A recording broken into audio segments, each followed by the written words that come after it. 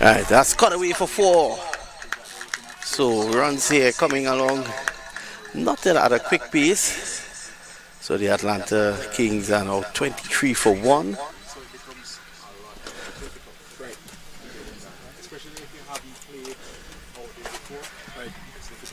23 for 1. A delivery outside the off stump. And the cutaway again, the piece helping.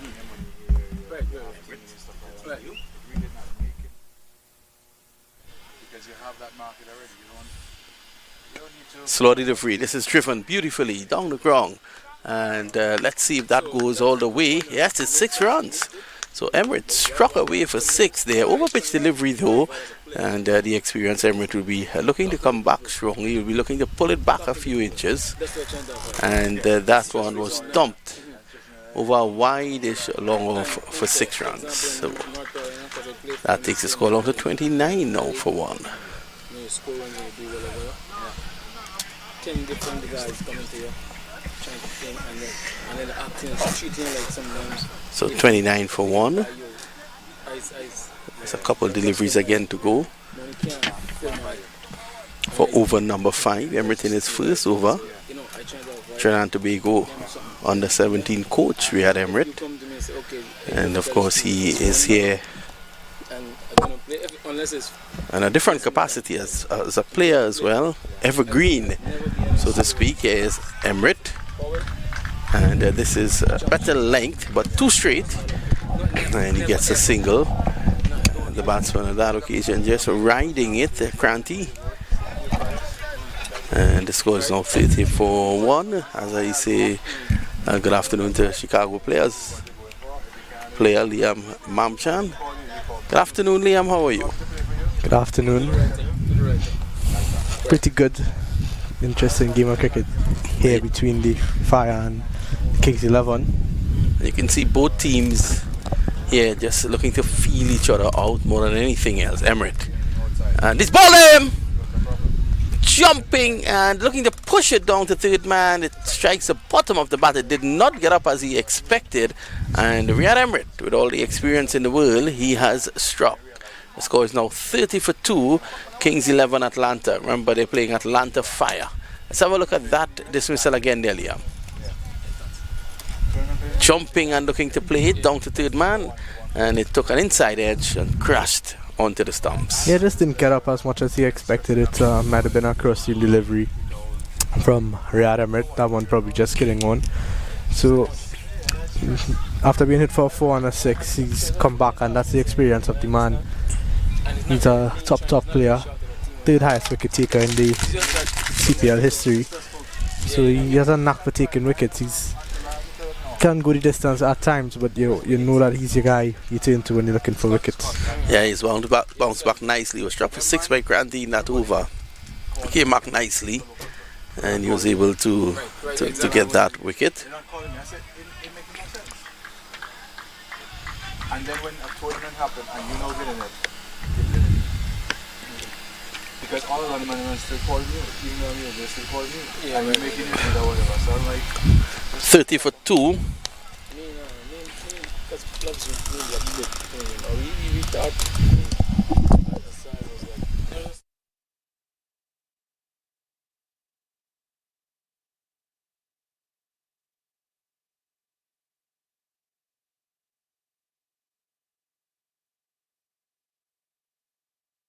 Dropping his wrist as it moved away from him into the gloves of Lendl Simmons.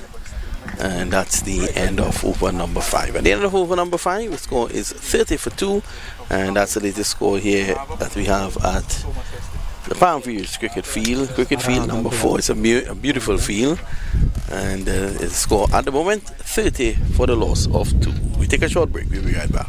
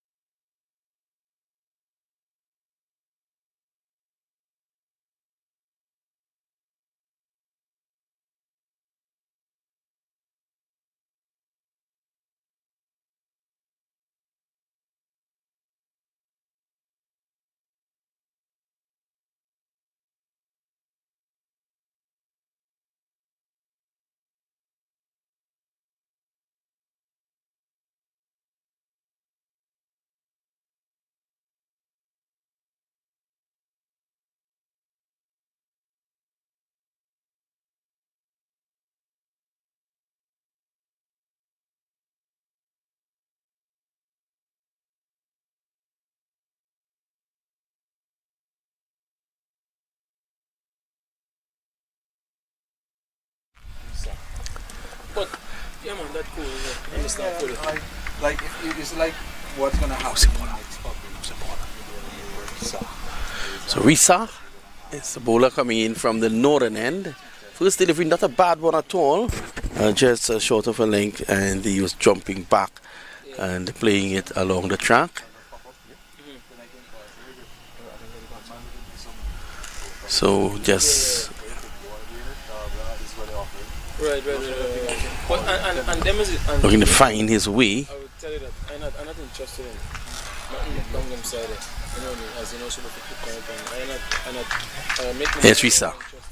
Short, pulled away, and that is going to go into the woods. 6 runs. You know, especially those like those tournaments. Too short. The previous delivery was one of those hard length deliveries, but this one he shortened a bit too much, and the batsman on that occasion was quick to swivel and pulled it into the woods for 6 runs. So that's a good shot indeed, and that takes the score along further now to 36 for the loss of 2. This is the last of the power play.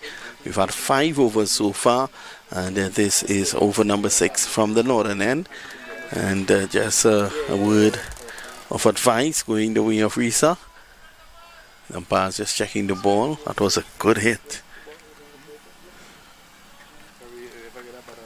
You super sub.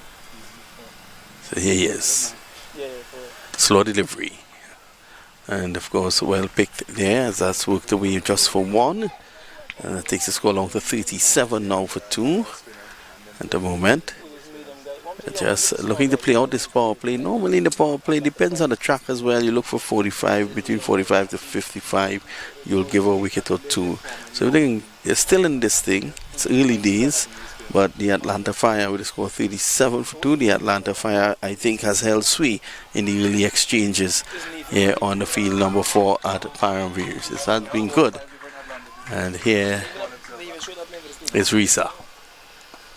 Okay, just coming forward, opening the freeze. Can't get a run.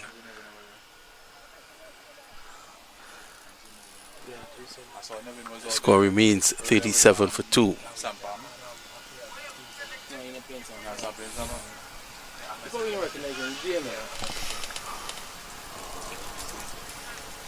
Projected score along this time is 130, but you don't normally go for projected scores so early.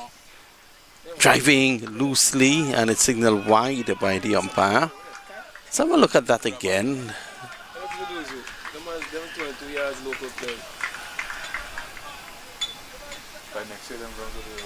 Yeah. So it's working along. We're going along pretty nicely here this afternoon. It's very, very hot in Atlanta. I think they call it Hotlanta. Here's Risa. And worked away just behind square, and a quick single taken, direct hit misses. Attempt at a direct hit, and it's 1 more to the total. It goes on now to 39. 39 for the loss of 2. This is the last of the power play overs. So let's see if Granty looks to take advantage of it. 6 was already struck in the over. In the main, it has been a good over for Risa. Just that short delivery that was pulled away for 6. Much better. Worked away to middle. On end of the over, it should be the end of the power play. And at the end of it, it's a good power play for the Atlanta Fire, I think. The score is 39 for the loss of 2. Yo, Books. Check the keeper. Check the keeper.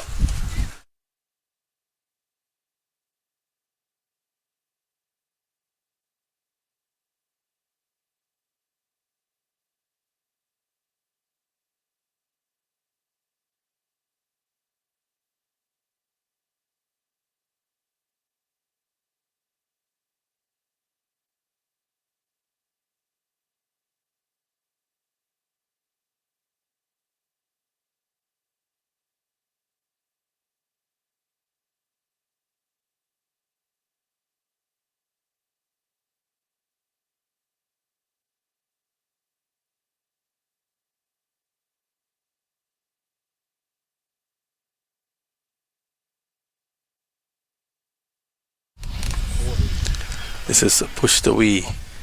And down to third man. And that's one. It's easily nailing it away. There's Cranty. Really, Jacobs gonna play all them tests when he keeps all day. That man's strong there. Wrigley Jacobs play for him test and keep from every game the man keep. Tour for test. Warm up. So it's 40 for 2 at the moment. Bless you. Yeah. Sorry. Oh. This time he just gets into line, works it away through vacant mid wicket. That should be 2. Yes, they come back for 2. So 2 more added to the total. It goes on, I think, now to 42. This is over number 7, bowled by Emirates. After being struck for that 6, Emirates has been on the shorter side. So learn this lesson quickly here. It's coming up from that southern end. There's a slight hill for him to climb.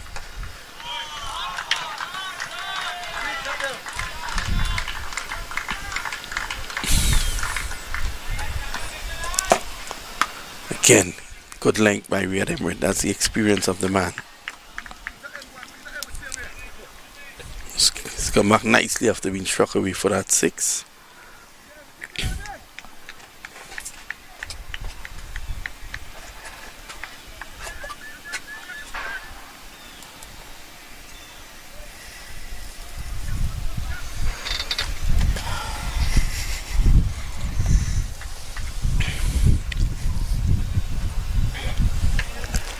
Here's Emirates. And it's again working away. Lovely bit of fielding on the edge of a 30-yard circle. And definitely prevented a single. That takes the score along by 1 now to what? 42? 43 for 2. Yeah.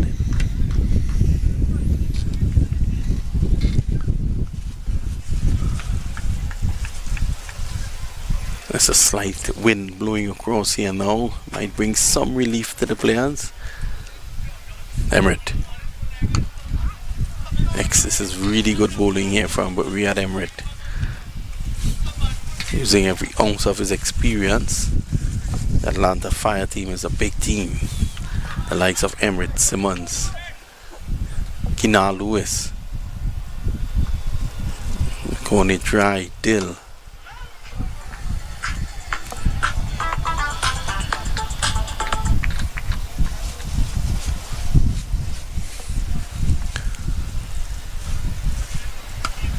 Again, beautiful. Emirates will be very happy with his work here at the moment. And at the end of the over number 7, it's 43 for a loss of 2.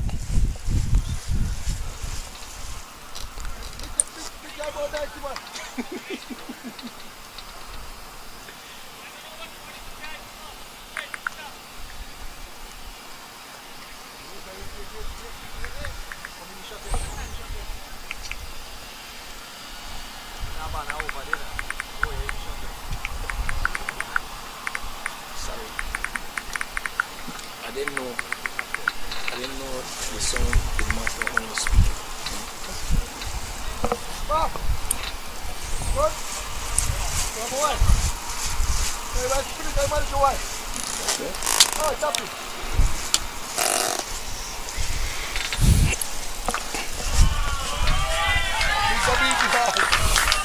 So there's a change of bowling now at the northern end.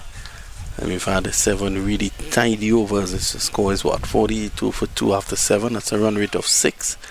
Emirates has been really good from the far end, his last 2 overs.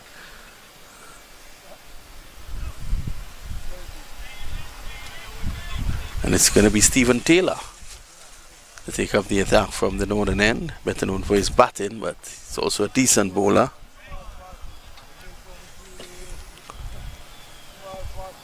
This morning, the Chicago players lost their encounter.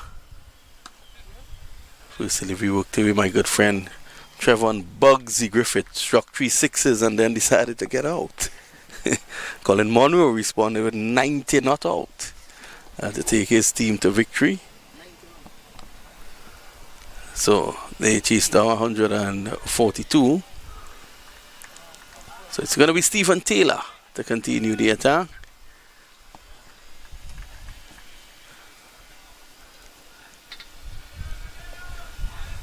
Oh, that's good. Kept a bit low, but he was able to push it away. Score remains 43-42. This has really been tight bowling, and Atlanta Fire really looking good. In fact, I stand corrected. Shehan Jahangir had 50 not out, and Colin Monroe 78 not out. I'll find out soon how much did Bugsy made. I'll find out. 20 with 2 sixes. Was just getting into the groove when he was dismissed. But look out for him during this tournament. He will definitely be one of the standout players in this tournament. Former West Indies under-19 player. The first time I actually saw him was against Pakistan in the under-19 World Cup in New Zealand. I was covering that series across there. I think he got about 70 odd there on that occasion. And Ijaz Ahmad, the former Pakistani middle order batsman, was the coach of the Pakistan team. He came to me and he said that guy Trevon Griffith is going to be the next best thing in West Indies cricket, and I think given more opportunities he could have done a lot better. Sammy's back looking to cut, gets runs here. Emrit is in pursuit, the old guy, and he takes one. Good old Riyad Emrit. And that's one more. Let me say good afternoon to Liam again. Good afternoon, Liam, one of your buddies there, Riyad Emrit. Still very fit, kudos to him. He has kept himself very, very fit. Down the ground, and this one will bring down a Liat airplane. That's 6 runs.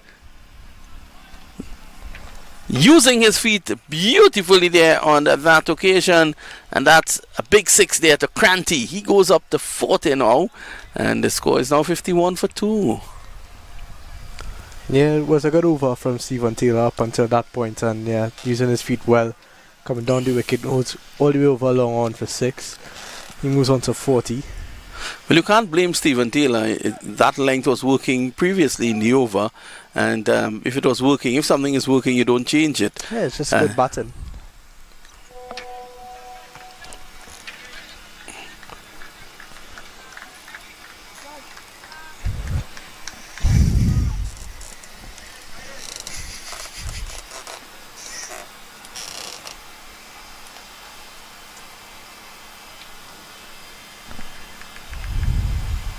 .51 for 2 at the end of 8. Just above 6 runs and over. Looks like it's going to be Ponzu. He's going to come into the attack. 51 for 2 after 8.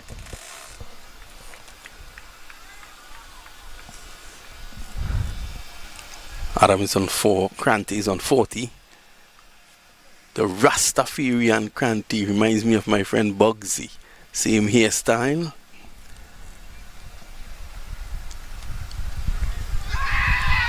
So he's on strike now. He's on the 4th of 28. Also this morning we saw the first century. Carbar scored 112 in a total of 253 made by the Masters in their game against Carolina Smashers. Well, they were smashed all over the park, and when they went to bat, their stumps got smashed in. So they got 59 all out, I think it was. Was it 73? Ronnie said don't be unkind. 73. 51 for 2 after 8 here. So you'll think that the Atlanta Lightning, they are on top at the moment. They have this game in the grip. Coming forward, just opening the face down to the third man. That's a single. What do you think should be the order of the day in this situation here, Liam? I think it's a big ground, so the wicket seems to be playing a bit on the slower side. It's been keeping a bit low, as we've seen some of the Riyad Everett deliveries, some of the Stephen Taylor deliveries. So I think 160 would be a competitive total on this wicket, given the size of the outfield as well. And with the Atlanta Fire batting lineup, you're going to want a bit more than that probably. Edge down to third man. It's vacant, and that's 4.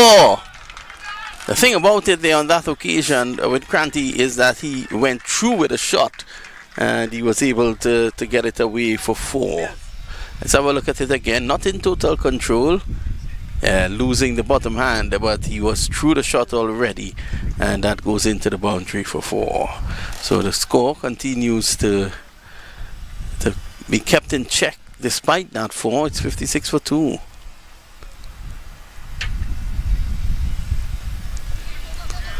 So a lot of runs in that area. That's 4. This time the fielder giving chase. He geared down, but still couldn't stop that. 4 more. Lovely batting here by Kranti. Goes on to 48. In fact, a 30-run partnership. Adam is on 5.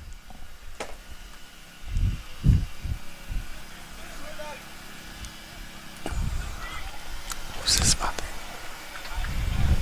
Who's this batting?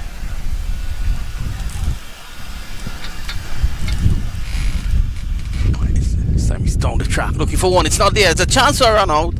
And the fielder, and there goes Lendl Simmons tumbling. Another chance. That could have been a double play. And now you have an extra run. It's all happening out there. Initially, it was driven down to mid-off. The fielder attacked it, fired at the stumps. He missed. Simmons went tumbling somewhere close to square leg. Kenan Lewis then took the ball up and looked to strike down the striker's end because Kranti was out of his crease. It led to a single, sorry. So he goes on now, Kranti to 49. Adam is on 5. Here's Riza. Again, I've seen that shot 100 times in 6 balls. And that's one more, 62 for the loss of 2.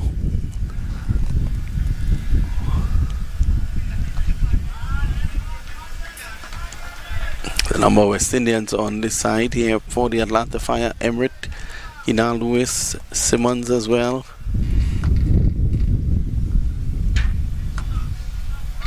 Here's Riza. Simon is driven down the ground.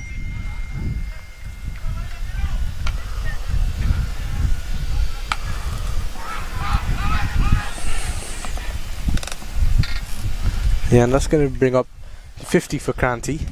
50 of 32 deliveries, 6 4s, 3 6s. He's been the mainstay throughout this inning so far for the Kings 11 Atlanta. Scored the vast majority of the runs, 50 out of the 63 that they've scored so far.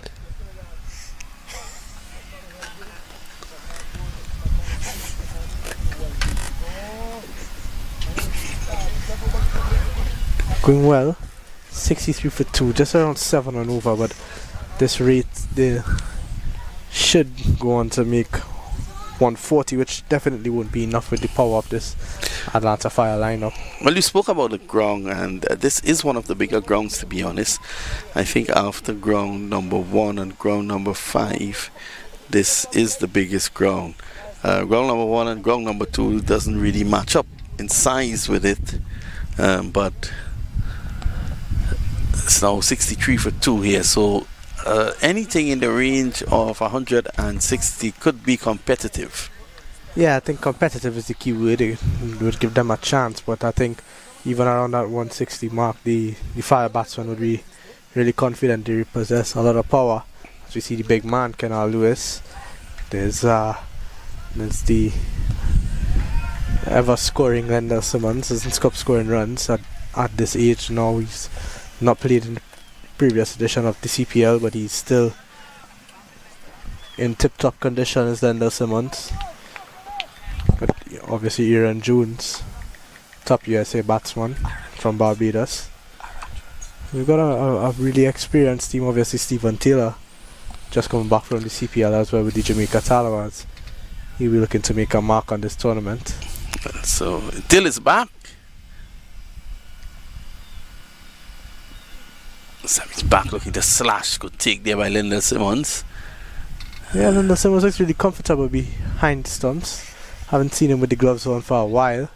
Probably it's a new direction in his career. I heard West Indies over 40 are looking for a wicket keeper. Simmons is getting to that age soon. Just looking at the future.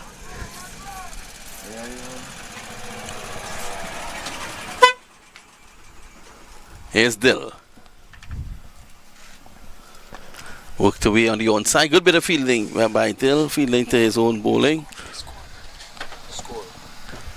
Score at the moment 63 for 2. This is the 10th over. I would say a very good afternoon to the top pitch curator and groundsman in the country, and that's the man Samuel Plummer. 6 pitches and all. He has taken good care of. This one keeps a bit low though, and Samuel is here. That one keeps a bit low and crashes into the batsman. I don't think he's too happy about that. So at the moment, the heat here is overbearing. It's really, really hot coming down, and it's a situation where even the equipment is overheating.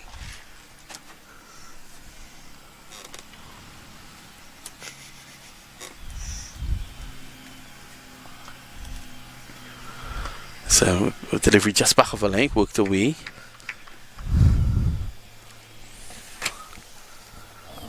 Good old Sammy Plummer is rehydrating in this weather. I dare say it's water. After hours, that water may turn into something different.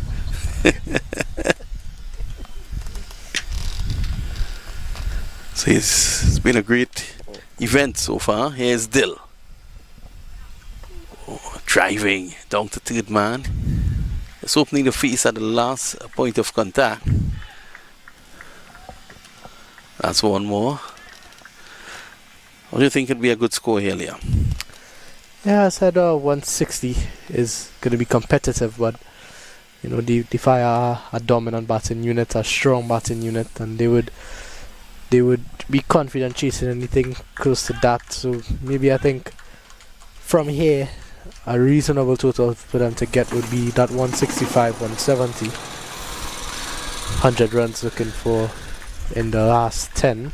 That should be. Dill bowls. That's a cheeky shot. Everett makes good ground and will keep it down to 1.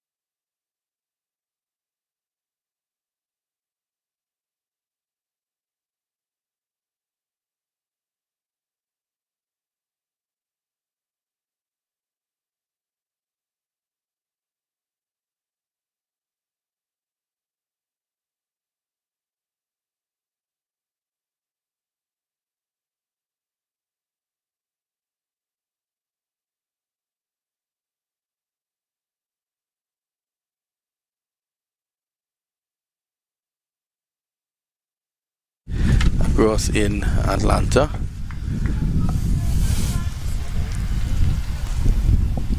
Have a message.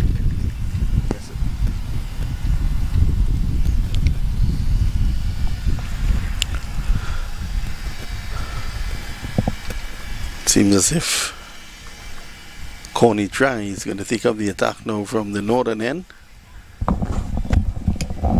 Pretty quick, Coney Dry. You will enjoy these dry conditions.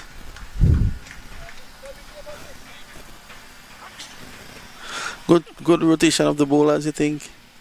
Yeah, I think so. Not letting the batsman get accustomed to one type of bowler at any point in time. And I think saving Riyad Emirates overs for the end could be a good plan. It's pretty good dead bowler, lots of variations, cutters on slower balls, good Yorker bowler as well, so I think it's a good plan.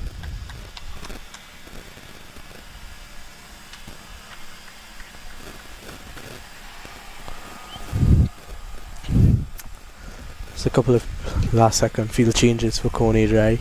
So you had fine leg and a deep square leg on that leg side boundary. On the offside boundary, sorry, a deep third on a deep point. Here's Dry, slow delivery and deliberately going over the head of Kinal Lewis, who's up in the circle, and it goes all the way for 6. He picked it well. And that's an excellent shot. Nearly went into the head of cameraman Jad Basu. He would have been happy with that. That could have done some repair work for him. There he was, in the air and out of here. 6 runs. Big hit there. So, Adam 15. He would get a lot of confidence from that. Yeah, it was a good plan from Coney Dry, well picked up by the batsman. Now a bit too full for that slow delivery, should have been more into the pitch, would have worked a bit better for him there. There's no one straight on the boundary on that offside. Everyone is behind. Better delivery. Good pace. Coney Dry, one of the quicker bowlers in these parts. Experienced campaigner. Just coming off a minor league season with the Atlanta Fire as well. Weren't able to go all the way as the Dallas Mustangs. They took that one. They took that trophy home. This one peeling off the outside edge. There's a man out there at deep point. Does well, and they're going to come back for 2. Lovely pickup. He was on the move, and of course he had to go around the ball because of the fact that he's right-handed. He is moving to his left, so that's a good bit of work there. They've been spot on the Fire on the field today, but that one man stands between both teams, and that's Kranti. Adams is on strike now though. Yeah, the Fire professional units. They've been playing a lot of cricket in this bunch together. This one flicked out to deep square. Is gonna just go one bounce into that man out there for 1. I think Coney Dry needs to pull it back a few inches if he has been a bit guilty in this over of pitching up a bit too much. That one he pitched up and he was also too straight. Worked away down to the backward square. Yeah, I think the field that he has is a long one, deep mid wicket, deep backward square, third man and a deep point. Should not be bowling too many full deliveries. Yeah, a lot better, but wow, that's gone! a long way. I think that'll bring down a tree. What a hit. And again, just playing through the line, using the pace of Coney Dry, and that lands in the woods. Yeah, Kranti, the man in form. Yeah, this time just a little too short, and Kranti getting underneath it nicely with the extra pace on the ball. It is going to travel. And travel it did. Kranti has enjoyed his battle with Coney Dry. Yeah, both Adam and Kranti getting those big hits off in this over. 15 of it so far. 85 for 2. 1 delivery left. after being so good earlier on.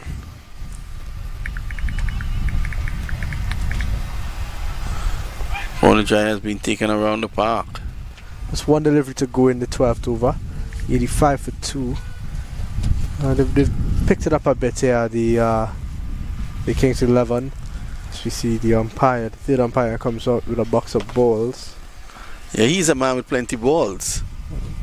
So he comes out and should take one and give him back the rest of his balls. They're taking a bit too long. I thought that they would have changed that already. Well, our cameraman Jerry Basso gets a chance to take a breather. It's feeling very cool in this weather. Didn't know it's opposite day, but some of the hottest weather I've experienced since being here in Atlanta.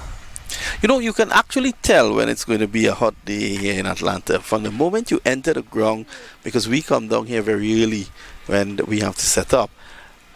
And once there is dew on the outfield, you know it's going to be a blistering hot day.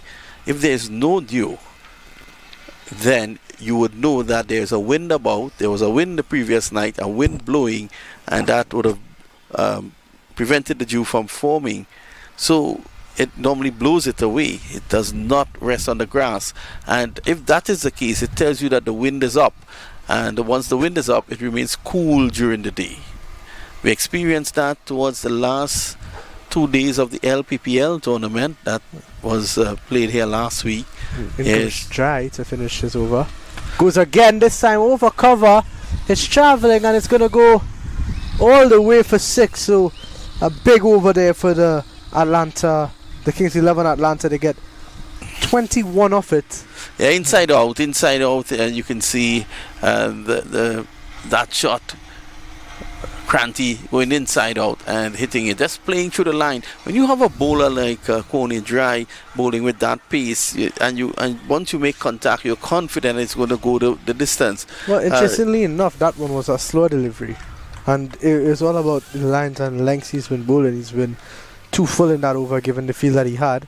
This one went all the way for 6, so not much field I would have been able to do about it. But the deep cover region was vacant. Is long off up in the circle at mid-off, so it wasn't the best option for him. It's the type of shot that Trevon Griffith plays.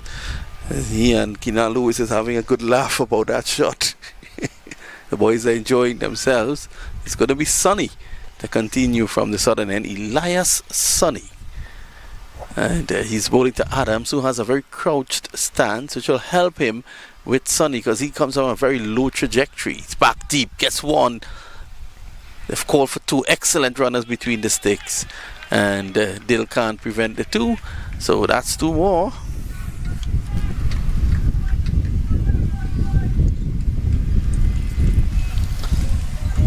$93 for 2. Comes Sonny again. Full delivery. Let's push down to that man Riyad Emirates at long on for 1.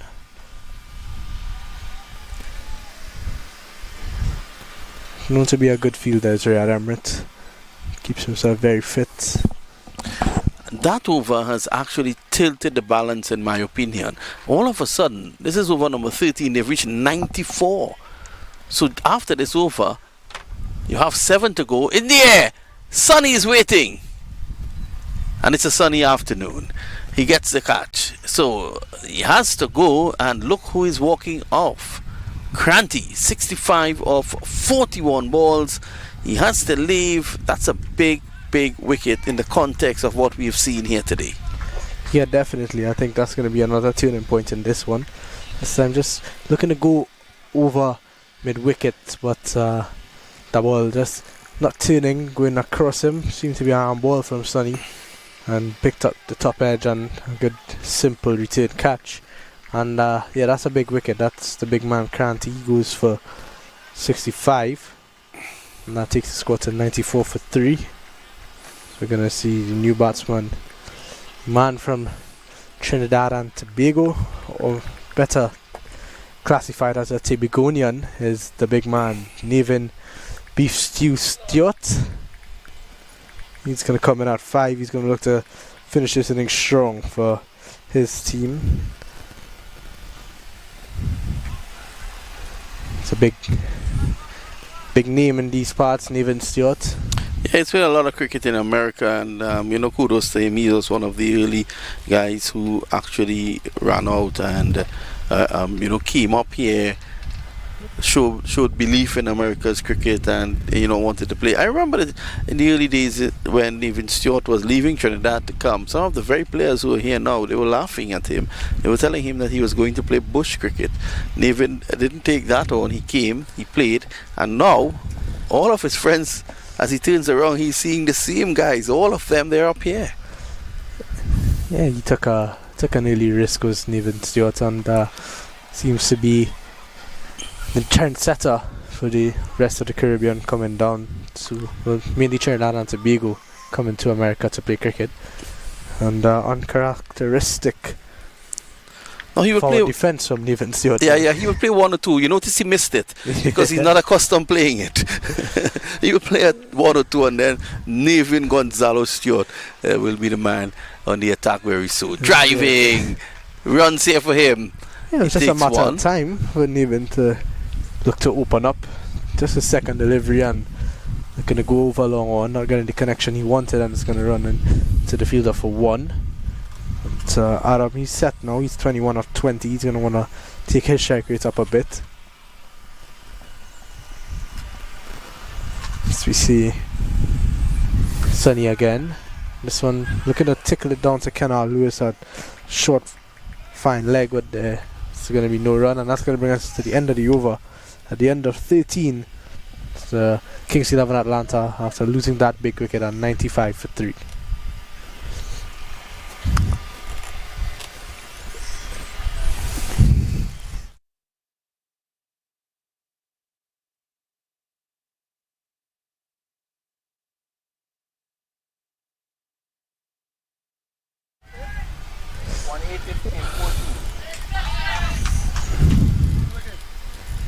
See, change in the bowling is going to be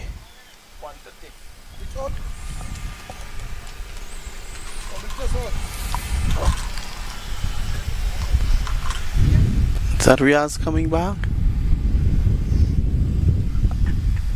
We'll check on that.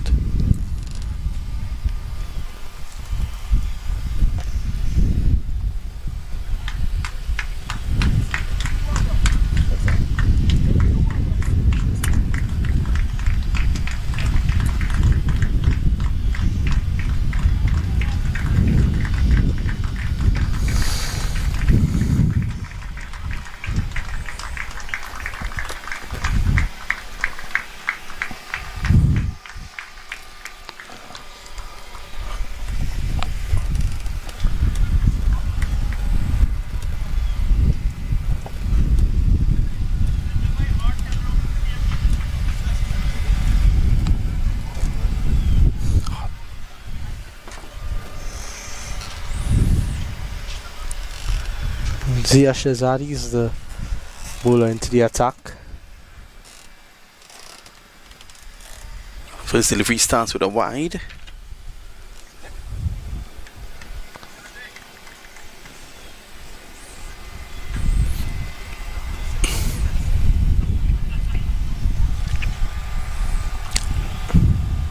In the air, he could be successful. Simo is underneath it, and he takes the catch. Caught wicketkeeper Lendell Simmons. That is what the scoreboard would read, and it's now 95 for the loss of 4. So, Adam, as is so often the case, whenever there's a long partnership, when one partner goes, the other follows. And Adam had to go.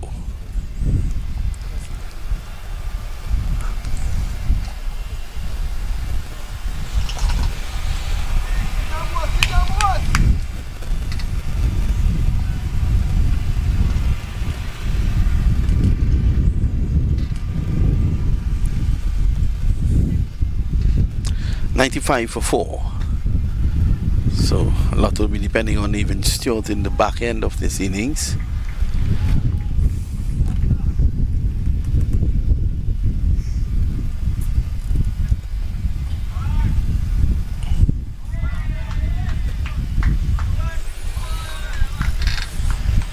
once Atlanta Fire continues to take wickets, they will be able to arrest the acceleration. Just imagine that 21 runs that came in Coney Dry's over, had that been, let's say, 6 or 7, the score could have been 83, 84 for the loss of 4, and that could have been serious problems. So it's 97 for 4 at the moment.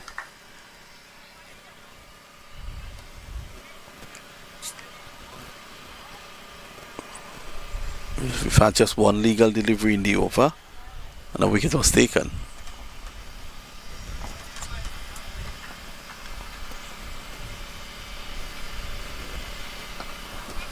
Good delivery to start with, right up.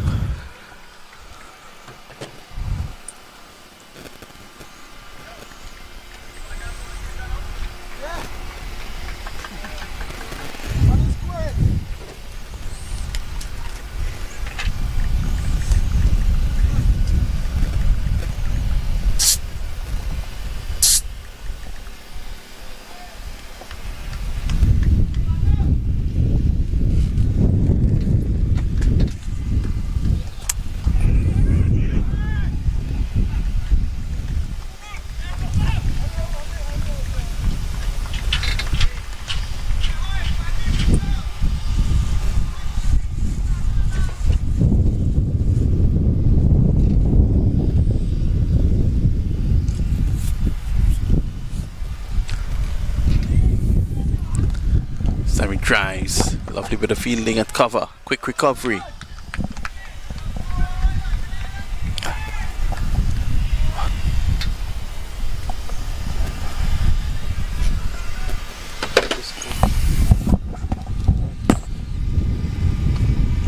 Clipped away, that's 1. You can see Stewart is looking to bide his time.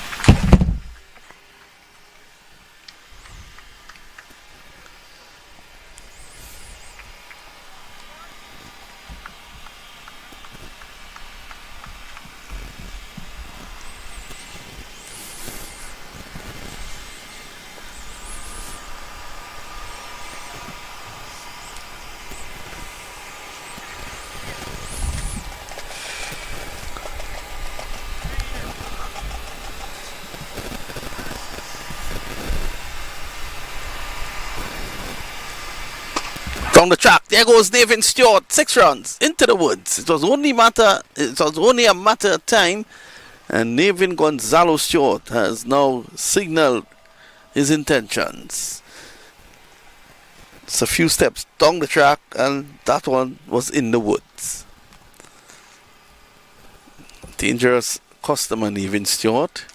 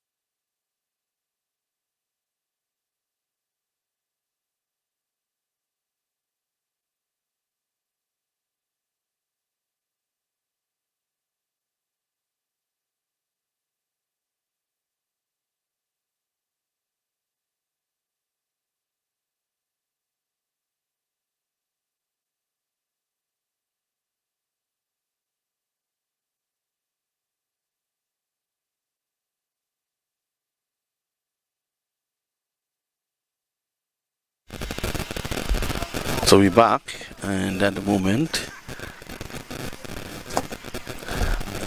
it's 105 for 4.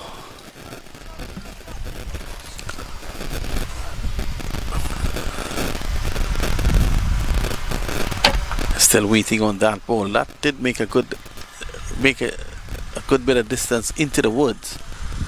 So I think it'll take a while. They're looking to find the ideal ball. They'll have to find a ball that's in the range of 10 overs to 15 overs all, so that they can use, because we've had 14.1 balls so far.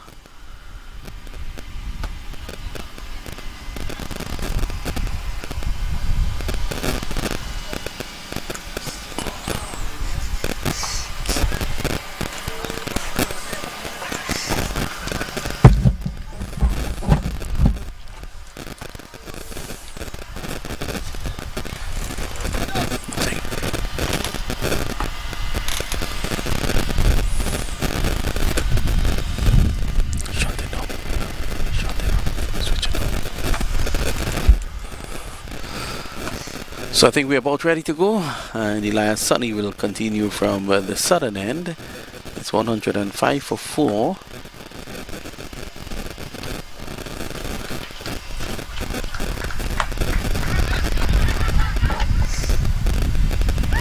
Stewart looking as fit as a fiddle.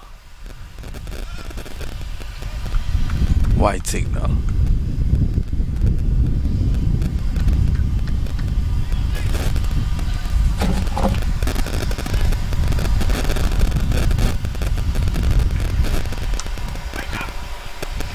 Cutting, there's no run there for him.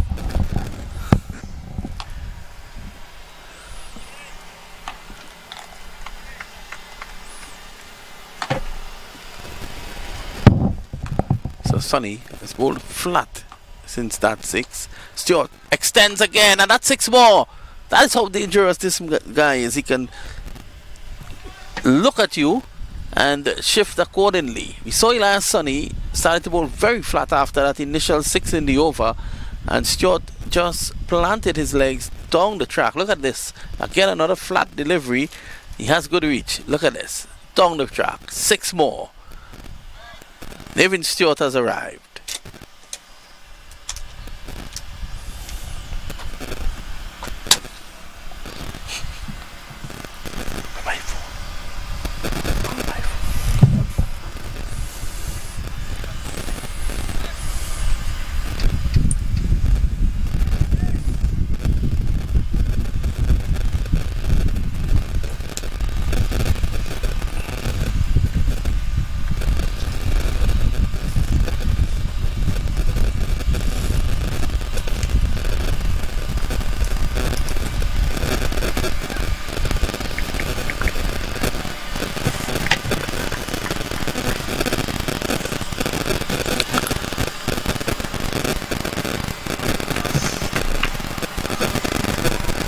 Stewart could cause some serious damage here if he stays in there any length of time. They need to get rid of him quickly.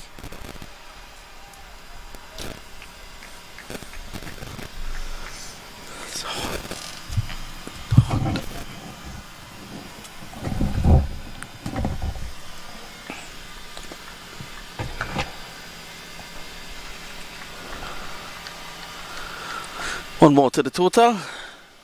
So we've come to the end of the over. No, there's still a delivery to go.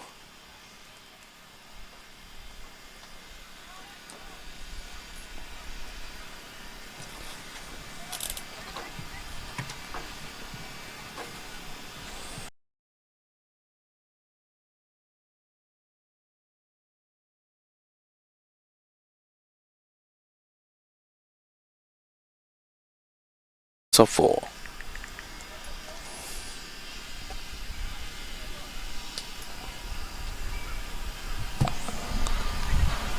Take it off.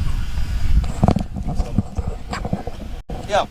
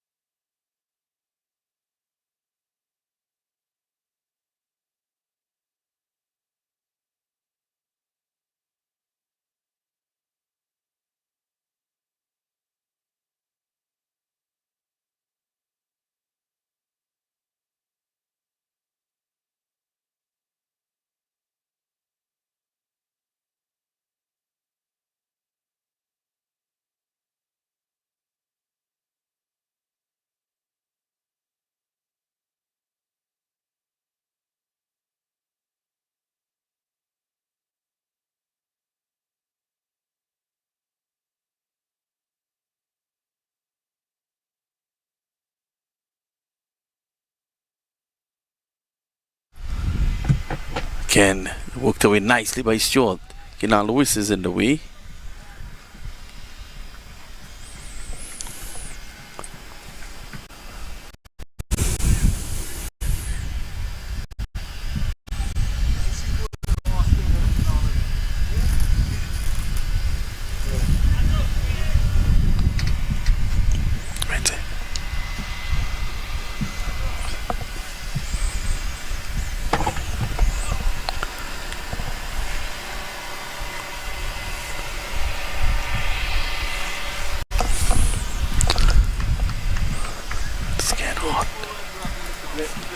Get hot.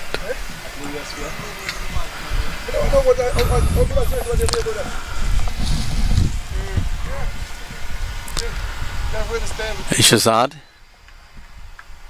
Stewart is going to get 2 here at least. Giving good chase is Emirates. And they jog back for 2. You can see Nathan Stewart there winding up to go big. Now this score could still be competitive here. 5 overs to go. If Stewart stays in there. The experience of Emirates still to come back into the attack.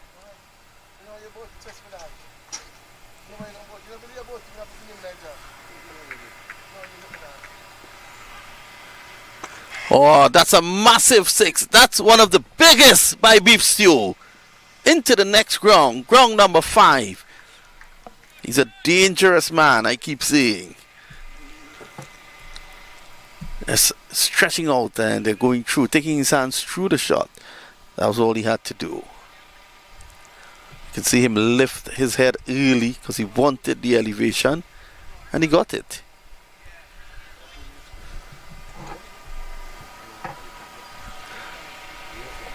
So Nathan Stewart, his innings is going on a bit longer because of the fact that he's depositing balls all over and they're taking a while to get it back.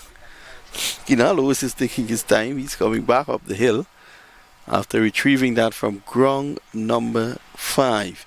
That was a big hit. Let's see how Shazad responds.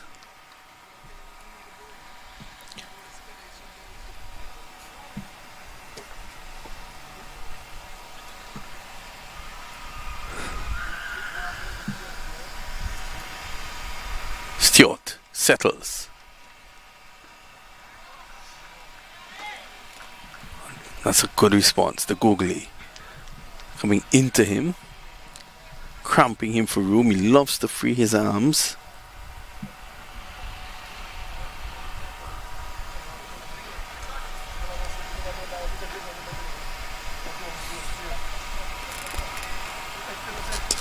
Slows this one up. Stewart lost his shape a bit. And a lovely bit of fielding there by Kenan Lewis. He cuts it down to just 1. You can see Stewart playing the shot and slipping. And not really, he was not able to transfer the power onto the shot. It's a single though. It's the end of the over. The end of that over is 126 for the loss of 4. We have 4 overs to come.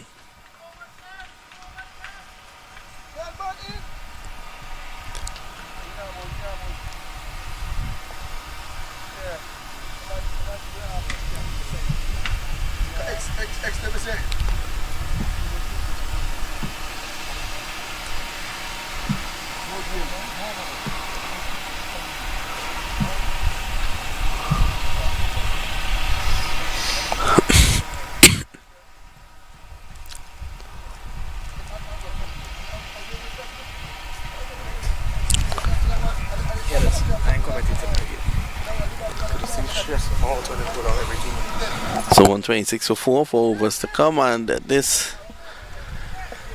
is a situation where they'll need to get rid of Nathan Stewart to limit the target.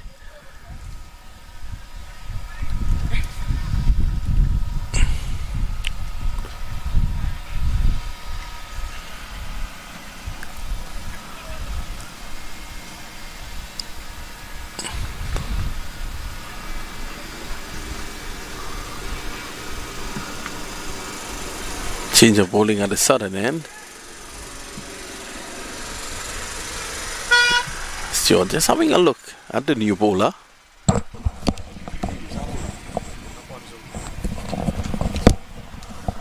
it's a Ponzo. Stewart is pulling and getting only one down to deep mid wicket. And the best thing a Ponzo can do is to keep Stewart off strike. Palash has been a mere spectator. Stewart has knocked up 27. It's on to 28 now.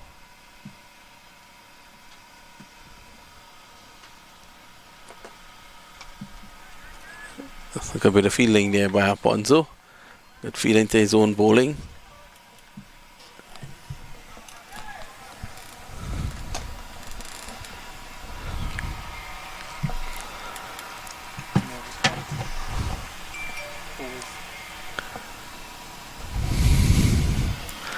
After this over, there'll still be three driving through the offside.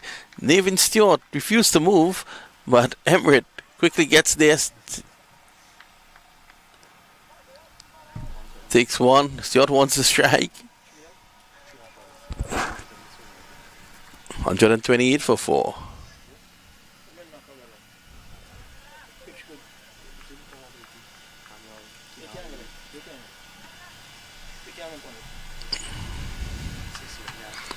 The backward square is asked to move a bit squarer. Stewart loves to go square. He loves to go down mid-wicket region. In fact, Stewart can hit the ball anywhere when he wants.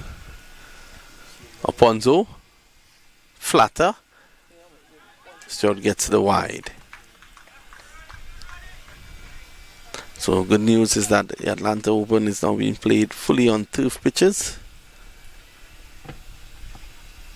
Stewart gets a full toss and hits it high. Emrit drops it. He had a good distance to make coming in. Emrit puts it down and Stewart gets a life. He gets one. It's 130 for 4 now.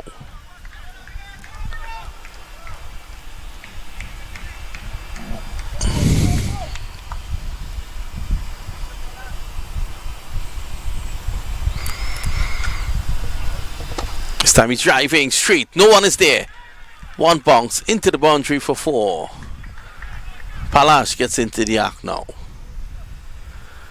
That's the end of the over. 3 to go. It's 134 for the loss of 4. From this position, they will try to get up to about 160, or at best 170 if they could. The last 3 overs or so to go.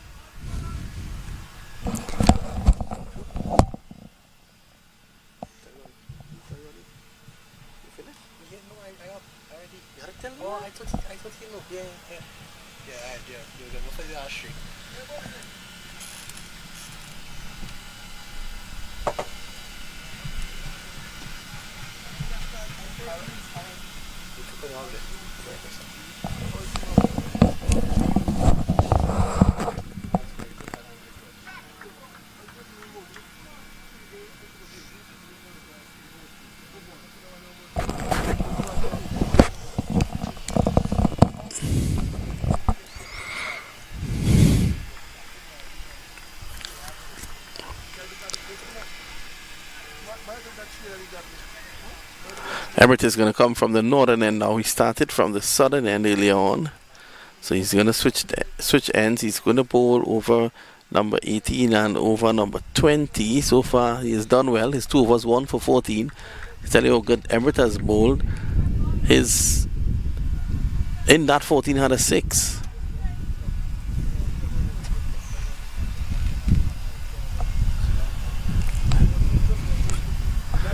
$134 for 4.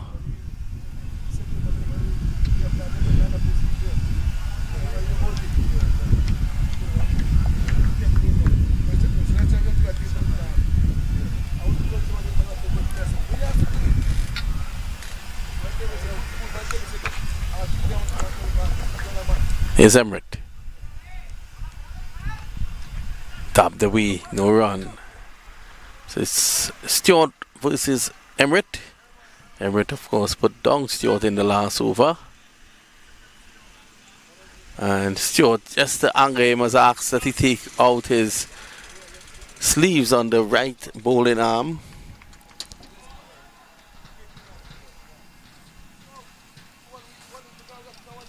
This is the start, if you can say a few words. Okay. Yeah, it's very singer, Okay.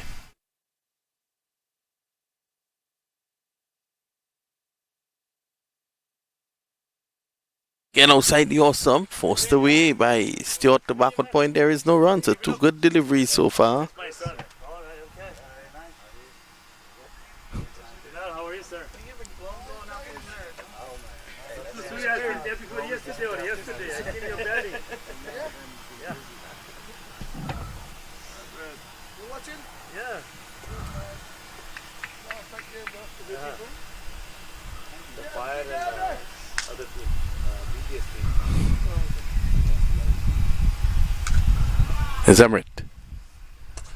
Stewart looking to go down the ground. He's in trouble here. He should be out caught, and he is. Stephen Taylor takes the catch, and Emmerich gets another wicket. He gets his revenge on Nevin Stewart, and they always have a good little chat, Stewart and Emmerich.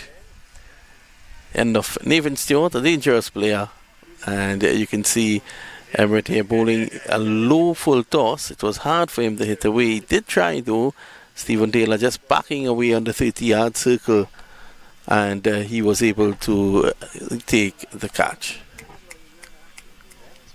Bring him.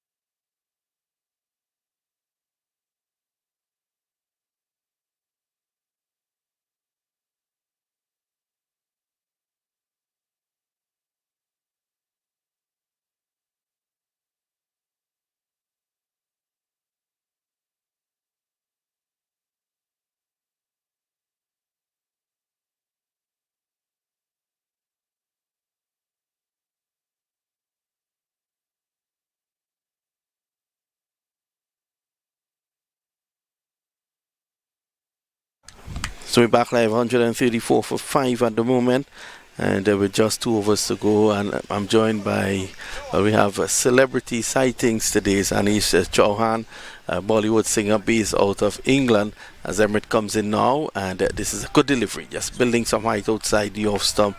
Anish, welcome to our coverage, and welcome to Paramveer's Cricket Complex. Thanks, man. Thank you. Absolutely a pleasure to be here. Tell us a bit about this facility. Did you think that in America here you had this facility? I didn't know, actually. I came here. I had a concert in Atlanta. I didn't know how many Indians were in Atlanta, so I'm a bit buzzed. I mean, you should have told me. I would have brought fruit players with me. Well, at this venue, you see a number of Indians. They're always playing cricket here. Yeah. 6 cricket fields here, would you believe? And they're all turf pitches. Your first impression as you walked in? My first impression as I walked in, I thought I was walking into some golf estate. But when I entered and I saw so many Indians, I got happy.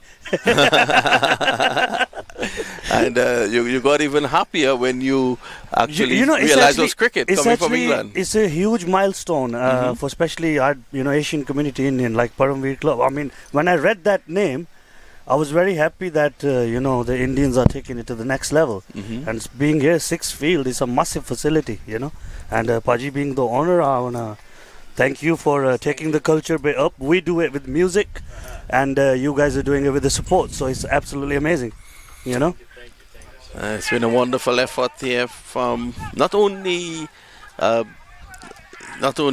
the owner Jay Patel, but Param as well. Well, it comes in the genes. Come here, sir. His mom, it Seema. comes in the genes. So It's a family effort. it's a family effort, Yes. but it's like I said, it's a family effort for the community as well. Yes. So it goes very well. I mean, I think sport and music are the two things that unites people together. So you got so many different cultures here, and it's good to get together and take our culture globally. So that's a very, very good thing. Yeah, cricket. We from the Caribbean, we always think that cricket and music mix together. Definitely. And, it happens with Bollywood and cricket. That's all it is. Like I said, we as an artist, we keep up the community with the music, and these sport people, they keep up with the sport. So everyone has their own talent. Yeah. Obviously, before the cricket ends, you'll be hearing him. Anis is going to sing his Bollywood songs, and his backup singer will be Param. Here's Dil. This is rushing on. But I'll tell you, I think if I start singing all your plays, they'll be stopped playing and they'll start dancing. I'm sure they will. Of course. And, it's great to have you here. It's great that you can see the effort of, the Patel family and what they are doing for cricket. They're taking it to the next level. Once again, Paji, I want to congratulate you and keep up the good work, and you too. You guys are keeping absolutely amazing job. So, keep it up and bless. So what's the latest coming up on your side? Latest, a lot of coming, a lot of coming. There's a lot of stuff working on right now. We are working with a lot of US rappers. I was here in Atlanta. We just had a concert. So I'm flying back to New York. I've got another concert there. And then that's it, We're keeping up our work as well. And you felt at home when you walked in. You saw people of your ethnicity. Always makes you feel comfortable. Definitely. I mean, you come into the country and you see your own people doing such a great things and such a great platforms they are taking. It's always good to be feel that feeling, and it makes you refreshing. You don't feel alone. You feel homely. Yeah, and Jay Patel is a leader. He has, of course, his son who is right there with him. Definitely. And they're looking to take cricket forward in the United States. It's a massive project. It is. But they have decided to undertake it. He's also a cricketer. Param, we saw him. Yeah. The commentators, we saw him in the LPPL, and the commentators were of the opinion that he's a proper cricketer. Nice. Probably needs to dedicate a little more time to it, but he's a proper cricketer. But definitely, I'll be here on his next match anyway. Definitely. Definitely, we'll do that. So we want to thank Anis for being with us and thank you very much. Spending absolutely some time. Amazing, absolutely amazing. And of course enjoying the English weather. It's very hot. Yeah, thank you. British weather. Is Dil. This one keeps a bit low. There's an appeal for a caught behind by Lendl Simmons. It was a lovely take. Not out, says the umpire. We want to thank Anis for spending the last couple minutes with us. It was wonderful having him. The Bollywood star showing up at the Atlanta Open as well. It goes to show you just how popular it is, the Atlanta Open. So we have 7 deliveries to go. It's 137 for 5. This is a good comeback towards the back end here by the Fire. Here's Dil. Somehow the ball has been keeping low from Dil's end. He's in again this time. This is worked away. Should be only 1. I thought the fielder was a bit lethargic in coming off the boundary. A good throw though makes up for it, and it's the end of the over. So with 1 over to go, the score is 138 for the loss of 5, and the Kings 11 Atlanta. They will need a lot to do in this final over to give the Fire something that's significant to chase down. Emrit has been excellent today, 2 for 14 of his 3 overs. Actually, Emrit's last over was a maiden in which he got Navin Stewart. So, let's see how he finishes. 2 for 14. The evergreen Riyad Emrit. He has looked the same ever since he started to play for Trinidad and Tobago. Even up to now, the guy hasn't aged at all, Riyad Emrit. He has some sort of secret. I don't know what that secret is about, but we'll find out. Here he is.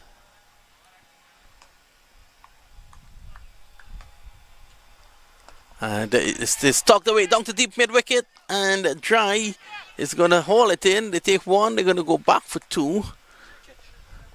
And Dry, I thought, was a bit late in coming off the boundary as well. He anticipated a bit late on where he had to be, and they could have probably made a fit out of that. Would have saved 2 runs more than the wicket. Emirates. This is whether that Emirates will be accustomed of, having played his cricket in the West Indies. Recently he was in Pakistan as the leader of the West Indies over 40 team. That's a good delivery, excellent. Right up full. And that's the experience you get with Riyad Emirates. He has become a great exponent of death bowling in T20 cricket. And he's showing that here today. 141 for 5.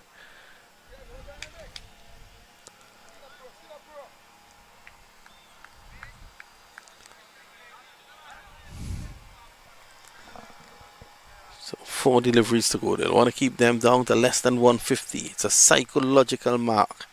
Here's Emirates. Played away again. This time that's a good shot. Runs here. And I think they will put it back. Yes. Good teamwork down there. They get 2. So far we've had 2-1-2. Not a bad last over. Emirates has now gone for 19 runs. This is his 4th and final.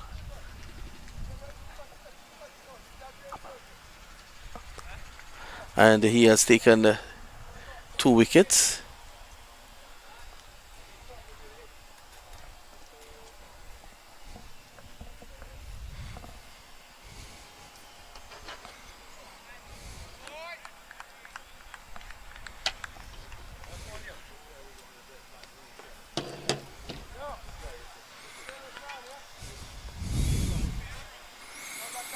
Excellent bowling, Emirates. What an asset he is to the Atlanta Fire. Best batsman in the world. Is he getting so much? He beat Gary, man. Okay. What did you buy him lunch? Emirates. Driving down the ground, just clearing that front foot, looking to get the power. It's not there. They take one, they're coming back for 2, and Emirates could have a run out here. Emirates is not going to put his hands there on that fiery return.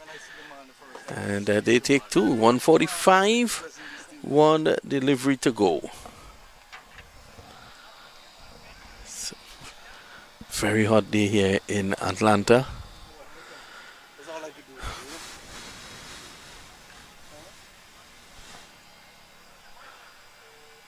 And with the final delivery, he'll want to end strongly here. It's 145 for 5.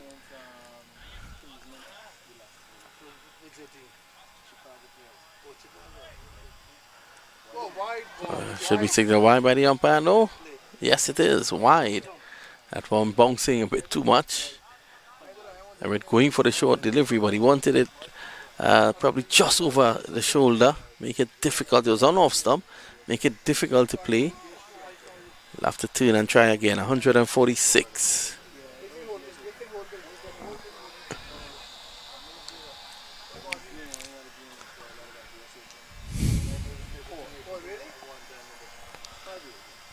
Last delivery. And this time he's backing away. There's a chance to run out at the non-strikers end. Simmons holds on to the ball. 146 for 5. And that's the end of over number 20. 65 to Cranty Stewart, 29, 21 to Adam. And at the halfway stage, that's a score. Kings 11, Atlanta 146 for 5. Given the power that the Atlanta Fire possesses in their batting ranks, I'm of the opinion that that may be a bit under par, also given the track and of course the speed of the outfield. So that's it from us. Stay tuned. We'll be back with you in about 10 minutes or so for the reply.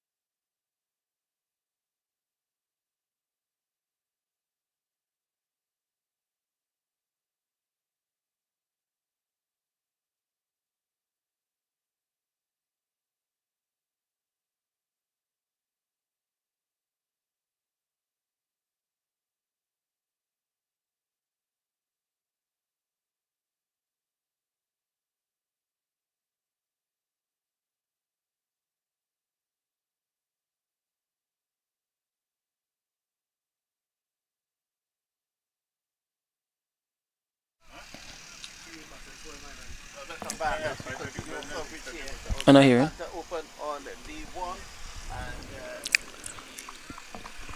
they're about to get the second on. Remember, target 150.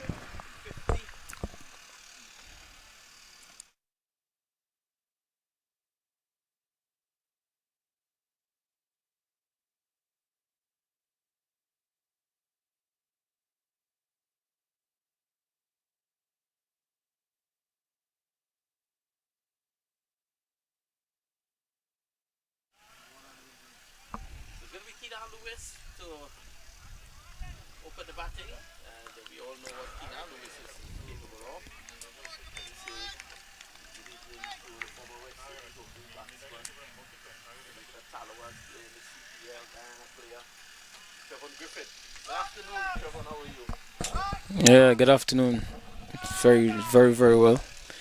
We have good weather, brilliant sunshine. As we look on to see Keenan Lewis is to take first strike. Your thoughts as they chase 150, what do you think will happen here? I mean, it's a score. It's a score that, you would tell yourself as a bowling team you have a chance. Some early wickets. Pitch seems to be good. But as we see, Atlanta, Fire, batting lineup is a very good one, strong one. Two good guys is their right, left, strong in the power play. So Yep. I think there's a very good chance of, we having a good game, some early wickets. But let's see.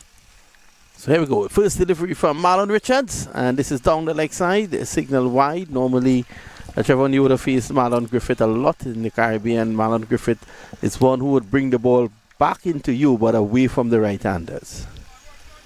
Yeah, for sure, Marlon Richards, play a lot of first-class cricket. Played a lot against him. Very big in-swinger to me. Would be out to the right-hander. Here is him again, to Keenan Lewis. Lewis just eases this one down behind square. Oh, what a shot. He's going to come back for 2 here easily. That's allowing that one to come on to him and guiding it down behind square. So it's 2 without loss. Trevon, if Kinasti is in there for any length of time, this game could be over early as well. Yeah, for sure. Keenan Lewis is very strong in the power play. Keenan are batting 6 over in the power play here. The 5 could be well on close to 70, 80 runs easily. Very small ground.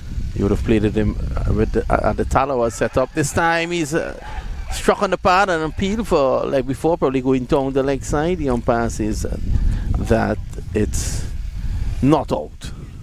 Difficult for us to tell from here.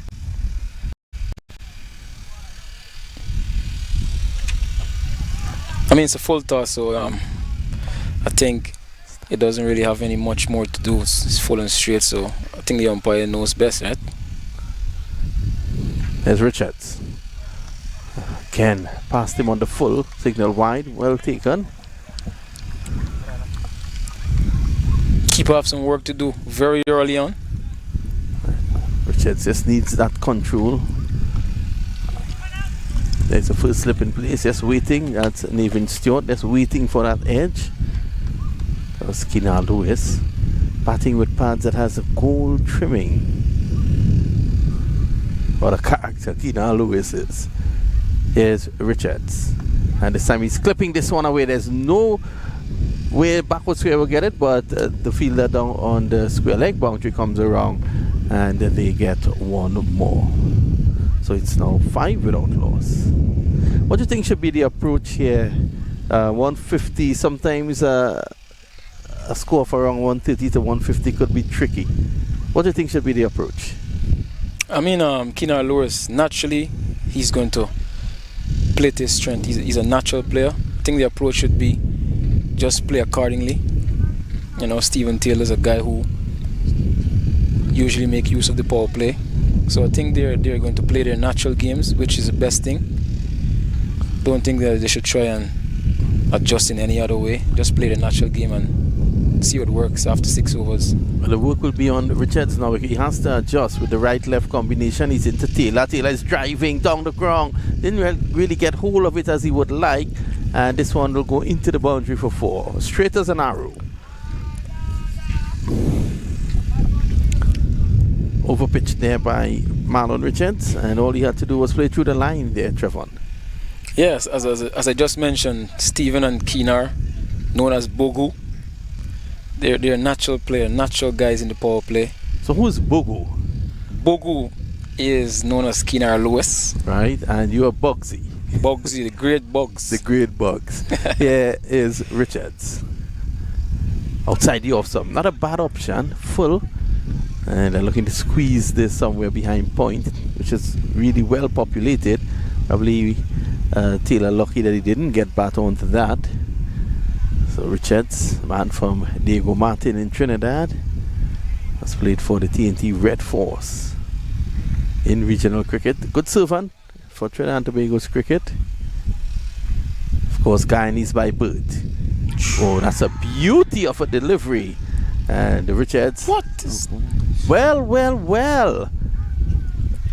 A very late decision by the umpire. Marlon Richards didn't even appeal. And when he realized that everyone was appealing, he turned back, he appealed, and the umpire has sent Stephen Taylor. Look at Taylor. He can't believe it. Your thoughts, Trevon? I think Stephen Taylor he's very unlucky. He's standing there in disbelief. I mean, from this angle, it's hard to tell, but the umpire seems to be very indecisive, and in the end, he giving him out. So, but I'll tell you something. Other than Taylor, the closest man to the action would have been the Marlon Richards, because he would have followed through. Richards was not appealing. And when he realized that the slip cordon and the wicketkeeper was going up, he then turned back and made a belated appeal. And it was then that the umpire raised his finger. So, well, Stephen Taylor is not normally a guy like this to show this sort of disgust. And when that happens, he really thinks that he's unlucky. Yeah, I mean, it's one of those decisions as a batsman, as a cricketer, that we all face. It's just very unlucky. If he didn't touch it, he looks as though he didn't play it, but that's how the game goes. Taylor has to leave.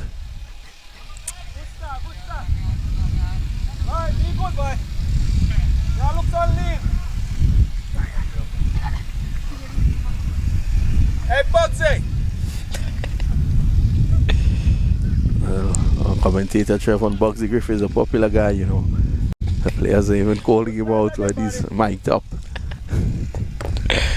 My great friend from out of Jamaica, aka Soul G, is there marching the boundary.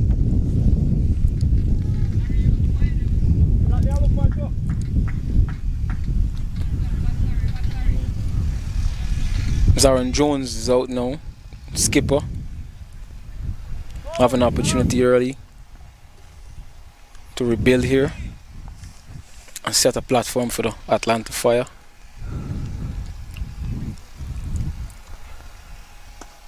Time nice back, a lot of bottom hand in that, and Aaron Jones wanted the single. Player at Ford Square seems to have done himself in. Well, did he twist his knee there, Bugsy? Seems to be in trouble. Seems to be in big trouble. I mean, he's down. Hopefully he's good. Would be very unfortunate if this injury is bad.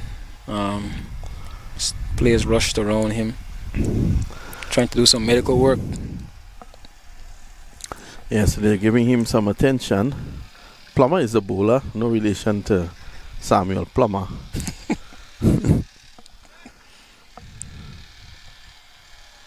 Or by no chance he's really a plumber.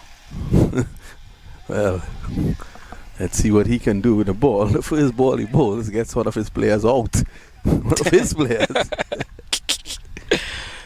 It's a very good joke, very good. Well, having some laughter. That's very important indeed.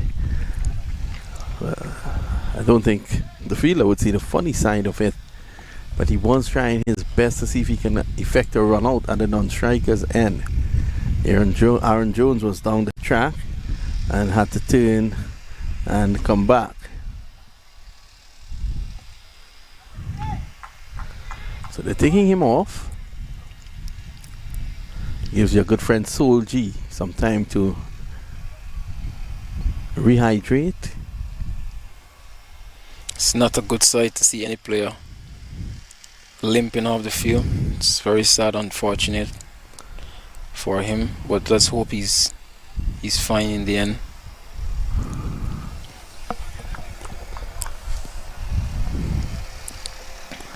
And it's going to be Plummer to continue. Jones and Keenan Lewis having a bit of a word. Look at Atlanta Fire and you look at their top three. You have Keenan Lewis, Stephen Taylor and Aaron Jones. And that's a pretty good, that's a formidable top order.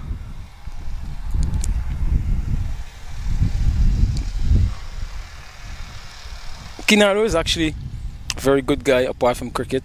He's very, very, very humorous person, always laughing, big and strong.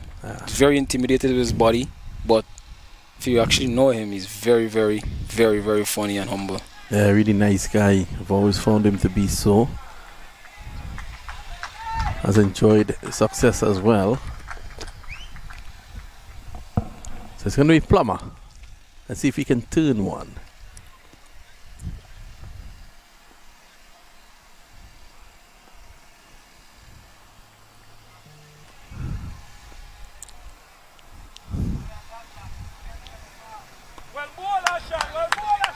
Good delivery. It has Keenan Lewis quiet. Respects a good ball there. Yeah, it's very important. You know, Keenan Lewis, he have time. It's 150. It's not a huge score. I think it's very important for you to be there. He can get the ball over the boundary very easily if he stays in and get himself in. I want to say a very good night because it's night time there now. Very good night. This delivery keeps a bit low. Lewis was getting back, looking to force it on the offside, and then changed his mind. He was in two minds about the shot. After he saw the length, he wanted to get target through mid wicket. Ends up not scoring any run. And just like I say, a very good morning. It's early morning. Of course, in Bangladesh, where this game is also being viewed. Plummer. A medium pace delivery. So Plummer keeping it very tight here at the moment. I mean, this is a very good over in the context of the whole situation. Keenan Lewis is very, very strong guy. Bowling to him in the power play. It's a very good over so far. Here is Plummer into Bogu. Oh, that's an awesome shot, and that's the power of the man, Keenan Lewis. This one goes very far and very wide, and that's 6 runs. Lofted over long off by Keenan Lewis. Plummer over pitching there, missed his length, and Keenan Lewis need no more invitation. Goes a long way. Delivery pitched up and by Plummer, and there was Lewis coming forward and bursting his pipe. 6 runs. Shout out to my friend Ratod, all the way from California. Hope he's watching and taking some of my commentary skills. Is that Chit in that Ratod?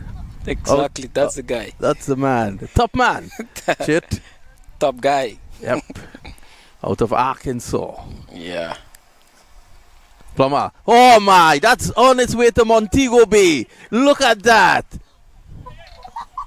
6 more. What was that there, Bugsy?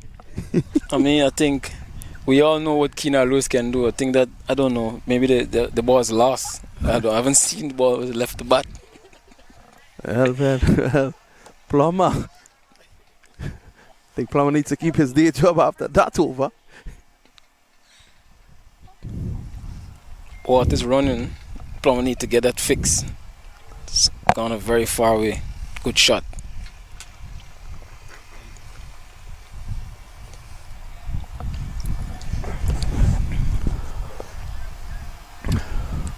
What a shot there from Keenan Lewis, and he's just warming into the task. 21 for 1 after 2. Marlon Richards will now bowl to Jones. Jones, a pint-sized man, but don't be misled by that.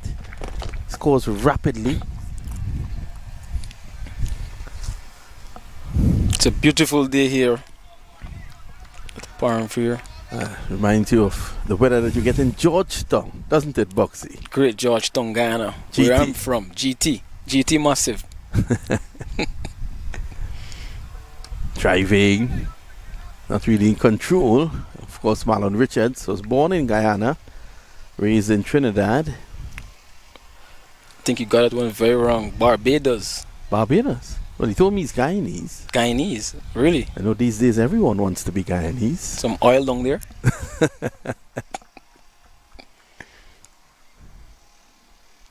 This time he's driving, looking for a single, and it was a weighted shot there by Jones. You can see him not going through with a full-fledged drive. He weighted the shot, and it gave him the time to get the single.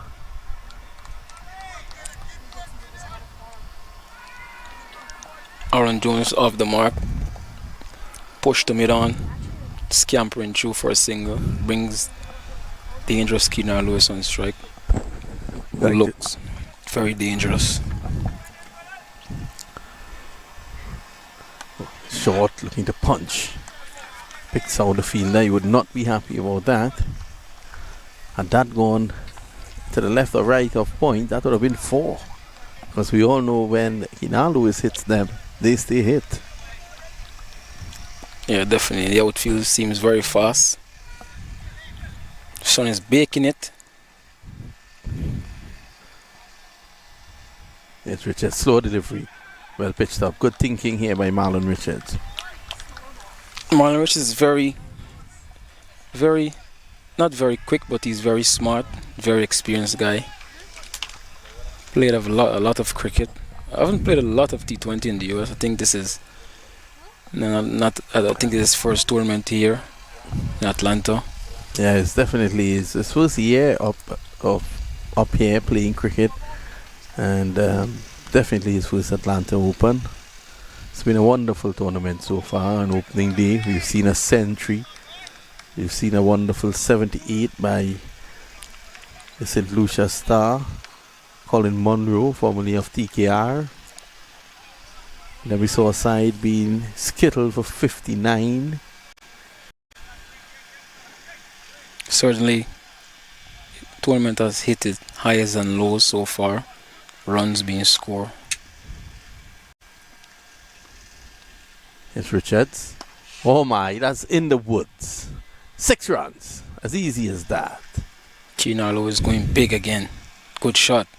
Gets in there close to him and he uses power and dispatched that over deep mid wicket for 6. Up until that point, it was a grover.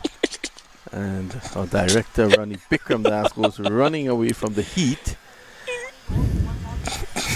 And he just came back from his second lunch. Probably it has him a bit lethargic. 28 for 1 after 3. The man better known as Ronnie Buffy Bikram Das. That's the man. 28 for 1. And if Keenan Lewis continues in there, it could be rapid. The plumber is coming back, though, Griff. Are you surprised by that? I think this is a very, very brave decision by the captain, judging the situation. 2 right-handers there in the power play. Keenan Lewis struck in 3 big 6 so far. I think this is a big risk, but the captain backing the great plumber to execute. Let's see. The plumber takes his run up, so he probably thinks that was the problem. If I were Aaron Jones, though, I would immediately get off strike, and because of what happened in the last over, I would want Keenan Lewis to be facing and see how it goes. It's a mental game. So let's see how it goes. Here's Plummer. And Jones was looking to do exactly that, just coming back deep, getting a single. And everyone should grab a helmet as Keenan Lewis is about to face. I'm sure that he has awoken a lot of fans in Bangladesh. On the second half, there's Hassan Tariq. It's the man, the big man in this tournament. This is coming towards us and over us for 6. Soldi is running it down now. 6 more. Kinalo is going big again. As I said, this is a very brave decision by the captain, Navin Strode. Well, our director was on the floor, and our scorer Liam, he was also on the floor. Griff was on his phone, and I was holding my head as that was coming towards us. A big risk here taken. It's not working out so far, Trevor. As I mentioned earlier, this is a big decision by the captain, but he decided to continue with Plummer. But Keenan Lewis would really love this, because this is right up his alley, as I would say in Guyana, right up my alley. And the Barbados will say right up their gap. This time he's back looking to get the single, and they do get a quick single. It's just good batting here from Keenan Lewis. A single is on offer. Although he's dominating, he decided to take the single. Score is 36 for 1.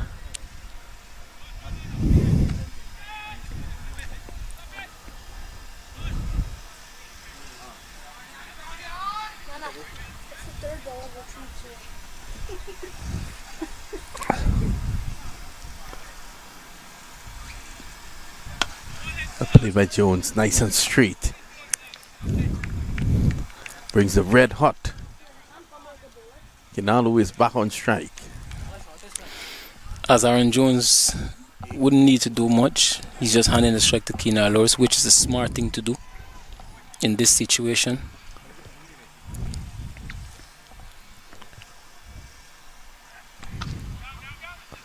Quicker delivery, looking to cut.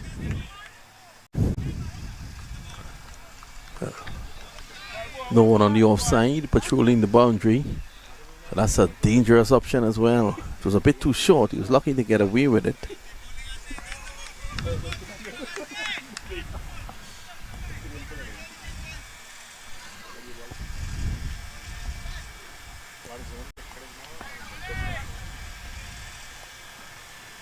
Oh, this time he's just not in control. Dropped.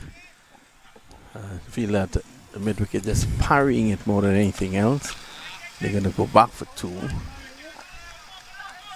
Well, Trevon, it could have paid off. I mean, he created the opportunity. That's the thing about this situation, you know, off spinner into Keenan Lewis into the power play. It could go either way sometimes in this situation. Captain back in bowl, and he created the opportunity, but not taken by the field at mid-wicket. So after 4, it's 39 for 1. 111 to get in 16. You would think that's gettable. And especially if Keenan Lewis stays out there for any length of time again. Let's see who will be taking up the attack from the southern end.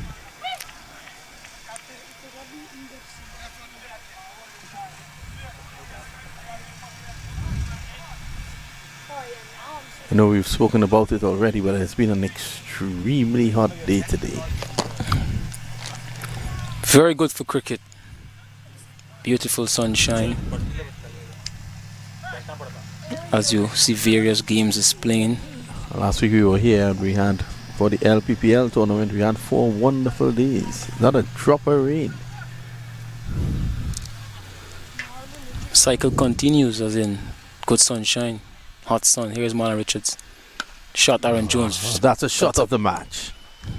Driven beautifully down the ground. You'll pay that. I think that's the price of admission there, Bugsy.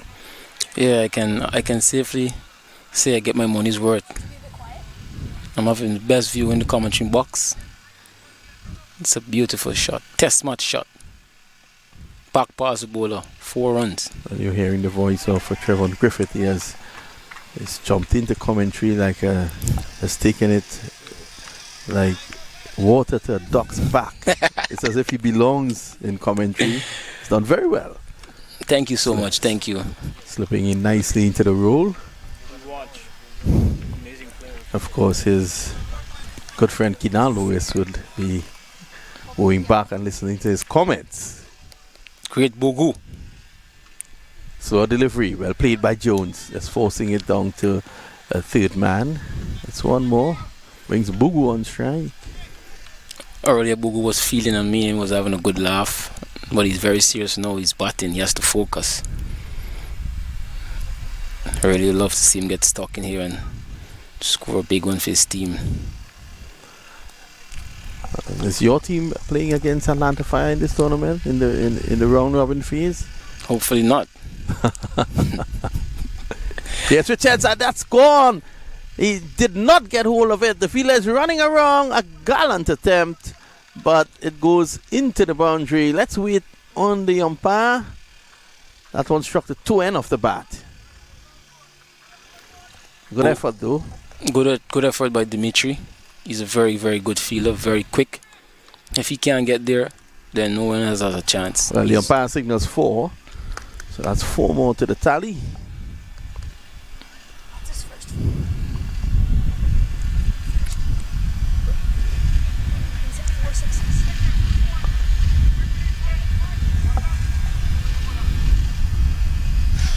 Trying to be cheeky. Not known for his finesse. Kenan Lewis. For sure. Had he gotten the touch on that, that would have been 4. Because third man is up in the 30-yard circle.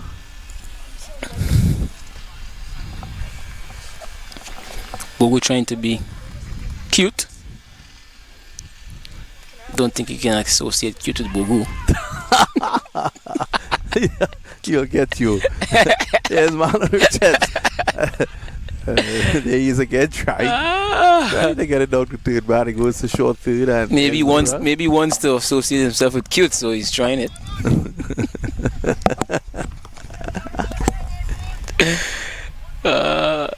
Marlon Richards will be happy. The last 2 deliveries, no run.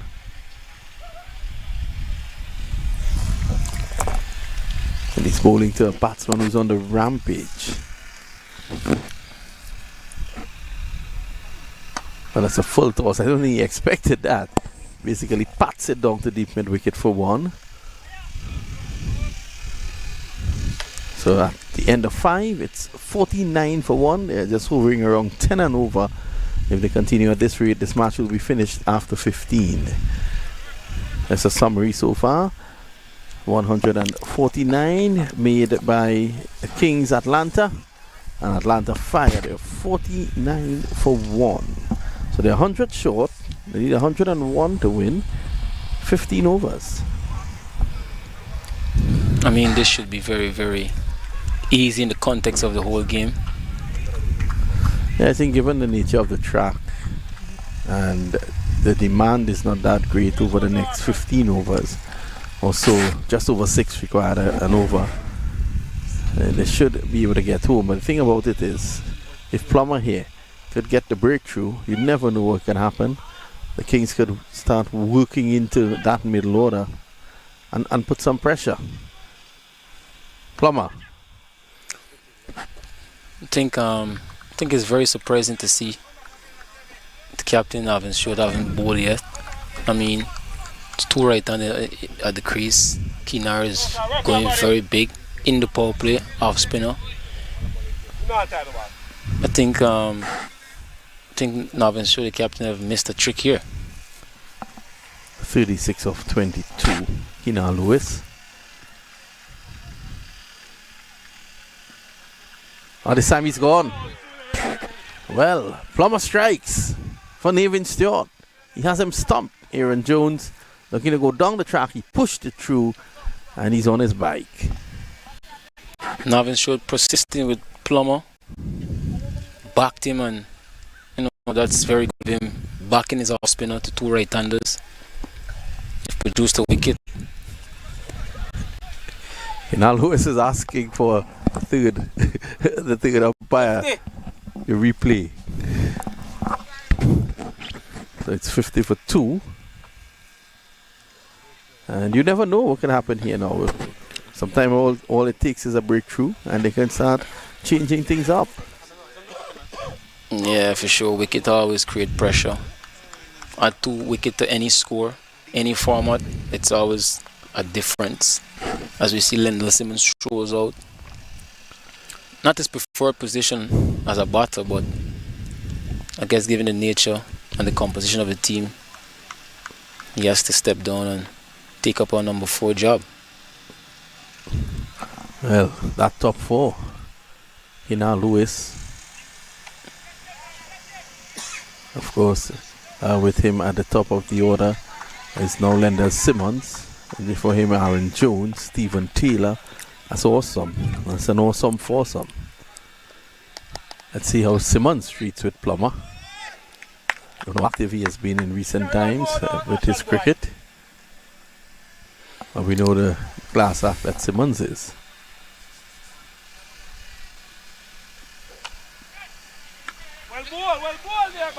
I think this is a very tricky situation here. I think score is 50 for 2, 6 overs in play. I think another wicket here, either wicket, especially if Keenan Lewis, who's in there and set.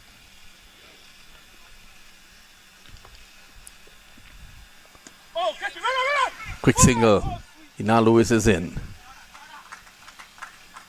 And he nearly reaches the boundary. It's a long follow through there. Keenan Lewis wouldn't love that at all. But he's a very, for his body size, he's a very active guy. Moves very well, decent. Yeah, it was a quick single and he took it pretty quickly.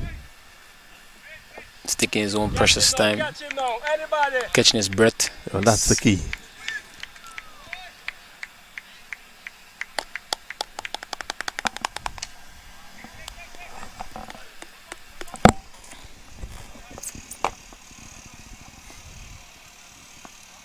There's Plummer.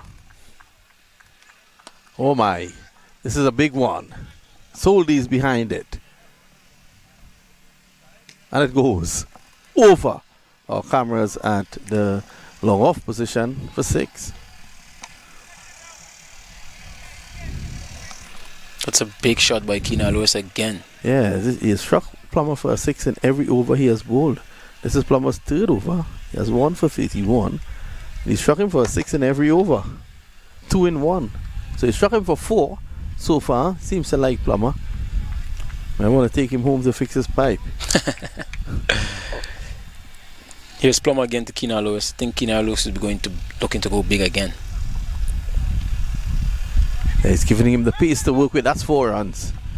The fielder running it down at long leg. And in fact, he picks it up. And they take only 1. That looked like 4. In fact, he's signaling now that it's 4 runs. So 4 runs there. The umpire is not signaling, but the fielder is. Keenan Lewis is indicating to the umpire that it's 4 runs. So Keenan did get bat onto it. The umpire is signaling 4.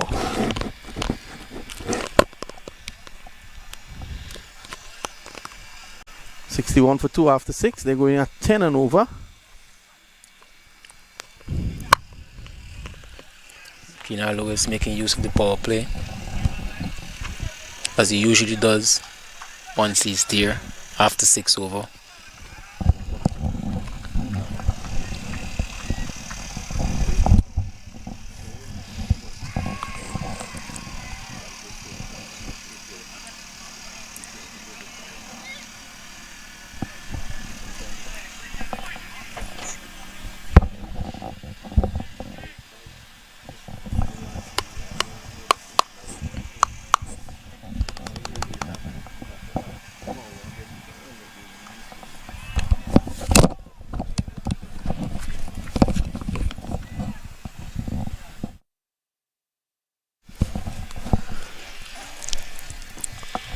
$61 for 2 after the power play.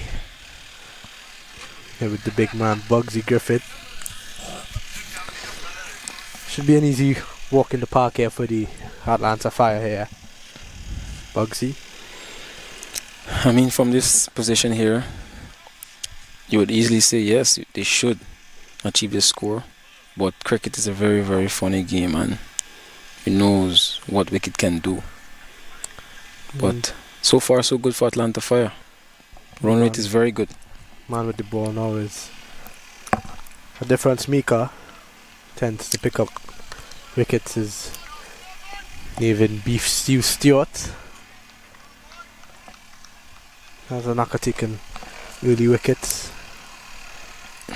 Great Beef Stew, captain into the attack to bowl to Lyndon Simmons. Short and just, yeah, loose delivery, short and pulled away past that fielder. Square leg is going to run into the boundary for 4. Loose start from Beef Stew there. I mean, Navin shot force ball into the wicket short, and Lyndon Simmons climbing over that very easily and pulling it down to the backward square for 4. That square leg isn't circling. Now we see fine leg. Now he stays there at short fine leg. You see a deep mid wickets on a deep square leg. Long on, long off on a deep cover. That is B. Stewart just here. Nevin Stewart. Slow ball. Just tap down for a single for Lyndon Simmons. Easy pickings. Keenan Lewis doing some running.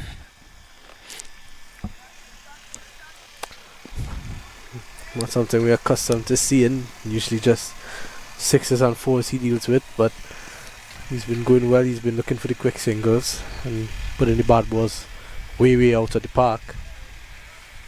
Comes Stewart again. Slow delivery again. Like a off cutter back into him. So just dot ball. I think Keenan Lewis would be just looking to, once the ball is in his zone, he'd be looking to go big. It doesn't really matter the situation. That's the way he plays. Yeah, and I think it's important to just play your natural game. Don't try to change too many things, because that's when you see a lot of batsmen failing. So down the leg side, it's going to be signaled wide by the umpire. Having short strain down the leg side for a wide. So it's over so far, going for 5 runs, 6 runs. In comes Stewart again. Into the pitch, pulled this time. There's a man there and bobbles it, but takes the catch. And Nevin Stewart's loving it out there. He gets his man. That's the big wicket of Keenan Lewis. Rushed onto him, it seemed like, and good catch from that man there at short fine leg. I think Keenan Lewis would be very disappointed with that. That's one of his favourite shots. But Navin Short dogging that one in short into the wicket. I think it's probably arrived to Keenan Lewis quicker than he expect. Yeah, just didn't seem to get underneath it there as we look at the replay. Just rushed onto him a bit and just spooned up. Simple enough catch for that man at short fine leg. And could this be the start of a downfall for the Fire? The Kings 11 would hope so. So we see a new batsman coming in. 80 runs required, 80 deliveries left, so relatively easy. 7 wickets in hand. I think relative is one word, but we still have to sit here and look at them at try and achieve that. I think it's always a game. Once you take wickets, you give yourself a very good chance of creating pressure. The next guy always in, always under pressure. He has to come and adjust and try to understand how the pitch is playing, what is going on within the game. And as you see, the no batter here. There's 2 relatively new batsmen out there. Lyndon Simmons 6 off 4, he just 54 balls face. Keenan Lewis was doing the heavy lifting. 2 batsmen are going to have to settle in. Simmons might not have played a lot of cricket with this man who's in at 5, so they're going to have to understand each other out there. 67 for 3, 6.4. 2 deliveries left in this Nevin Stewart over. 6 runs off it so far on the wicket. Yeah, Lyndon Simmons, known as Tom Moody. Now comes Stewart. This one way too short. A good take from the wicket keeper, but this one is going to be signaled wide by the umpire. Yeah, Navin Short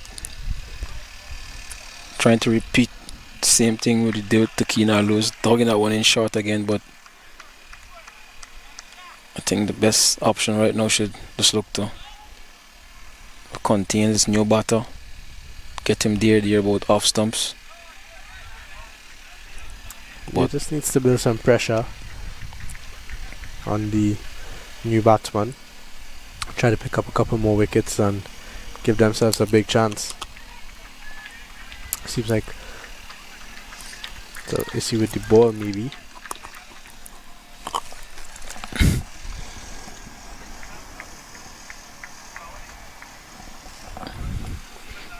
As you can see, the players stop. Not sure what is the issue, but as my fellow commentator saying, the ball maybe seems to be good now. It's actually the impact player Ricardo Powell. He's into the wicket now. Just coming into bats.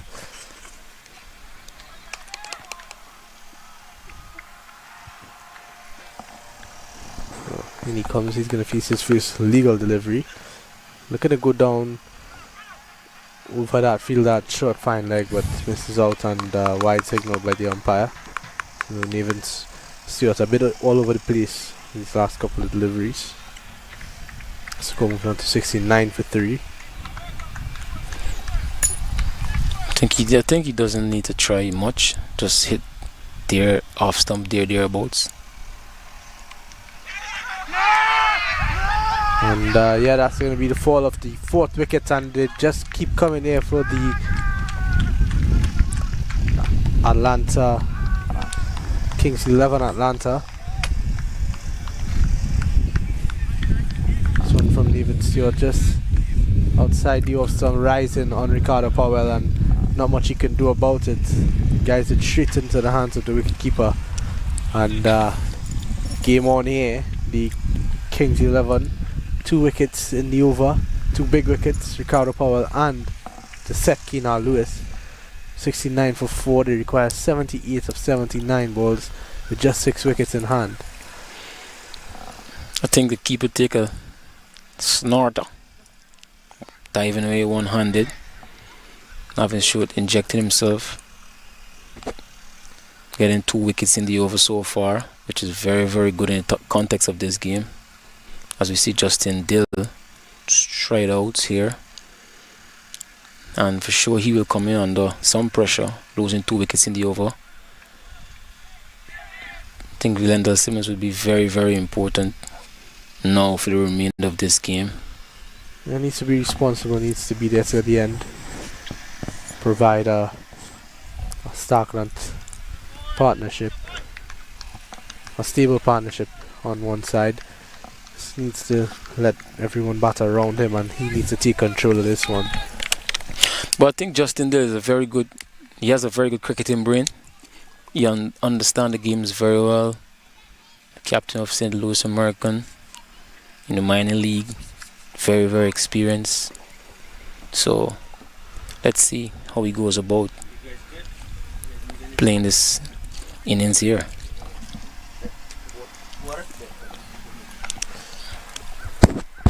Here comes Nathan Stewart to finish. And yeah, good finish, no run there.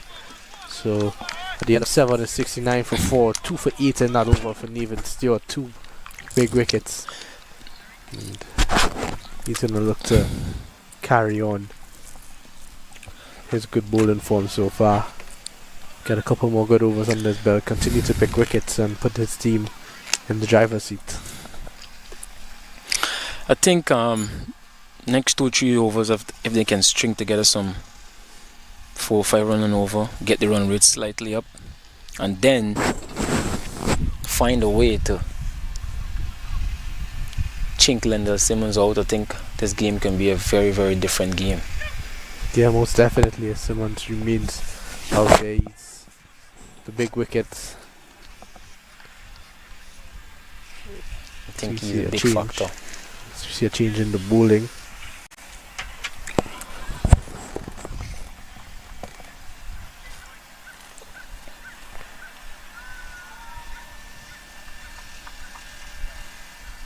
It's going to be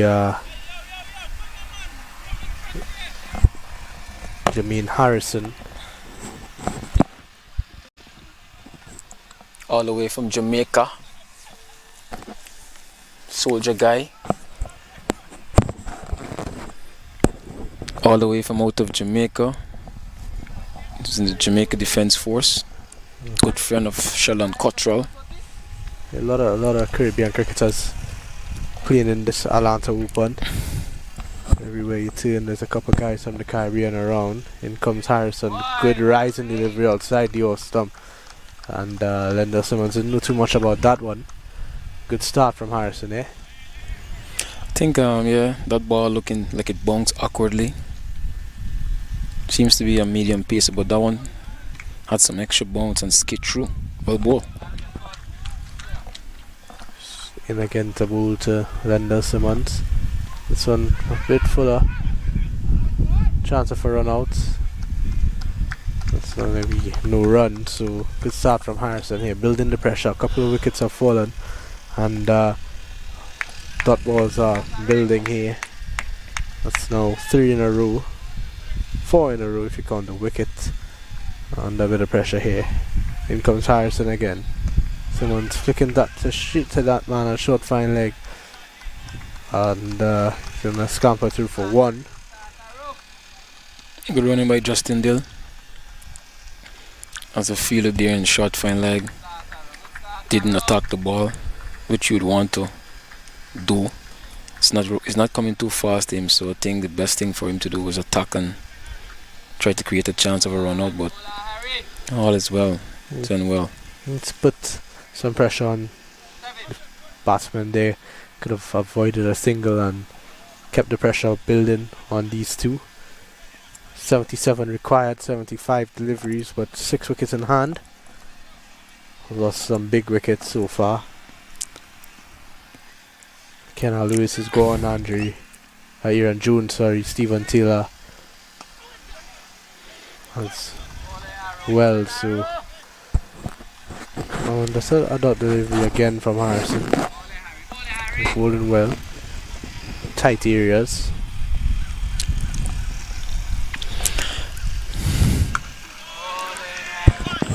I think Navin Short doing the right thing, which is injecting short mid wicket into the circle, squeezing someone else in, creating some pressure. As we see, mid-off is up too, so very good thinking from Navin Short. He's a good leader, is Neville Stewart. He's played a lot of cricket, loads of experience. This one appeal for caught behind.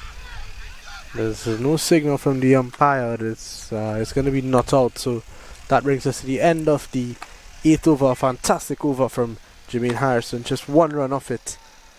We take a look at the scorecard so far, just the 1 man to get into double figures, and it was that man, Kenna Lewis, 46. 70 for 4 after 8.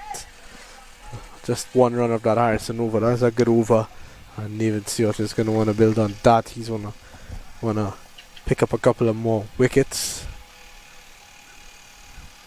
I think Lendl Simmons and Justin Dill, both too experienced guy, especially in T20 cricket. They will know exactly what is required here. Seeing the situation changes a bit. I think the game is pretty much still in the balance, but I think the bowling side will be feeling very confident and very energized since the last couple of overs. Navin Short getting 2 wickets, and here's him again. Yeah, definitely. And on the flip side of that, there's the experience of Lendl Simmons, as you said. Lendl Simmons has done it on the biggest stage. He's won World Cups with the West Indies. He scored hundreds in the IPL. So a lot of runs in the CPL as well. Still, I believe he's in the top 5 run scorers in CPL history without playing in the last 2 years. So he's still, he's one of those guys that those big names on the Mount Rushmore of T20 cricket in the Caribbean. So I'm just tapped away for 1. Good over so far from Neville Stewart, a dot on a single. I think the wealth of experience that Lendl has is like, it's really, sometimes you look at his stats and amount of cricket he plays is unbelievable. He's a very, very talented guy. So he being there today, and I think Atlanta Fire would think they have a very, very good chance of winning. Definitely. He also starts off slowly sometimes, but he's one of those guys who you know can catch up at any point in time. He's serious hitter of the cricket ball. He's got good support with Justin Dill here. He's yet to get off the mark in his first 4 deliveries. And you'll know that once he's around, it's another good delivery, a short delivery from Nathan Stewart. Similar to the delivery that got Kenal Lewis out, skidding on a bit. And just played down for no run by Justin Dill. Not sure Justin Dill have gotten off the mark. I think he'd want to get himself going, I'm very sure. Giving himself some time, taking a few ball.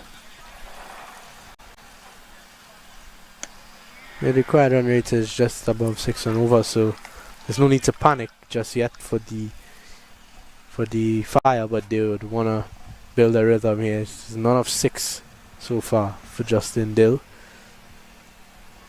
Just looking a bit uncomfortable out there, looking like he's just trying to survive rather than keep the flow of runs going.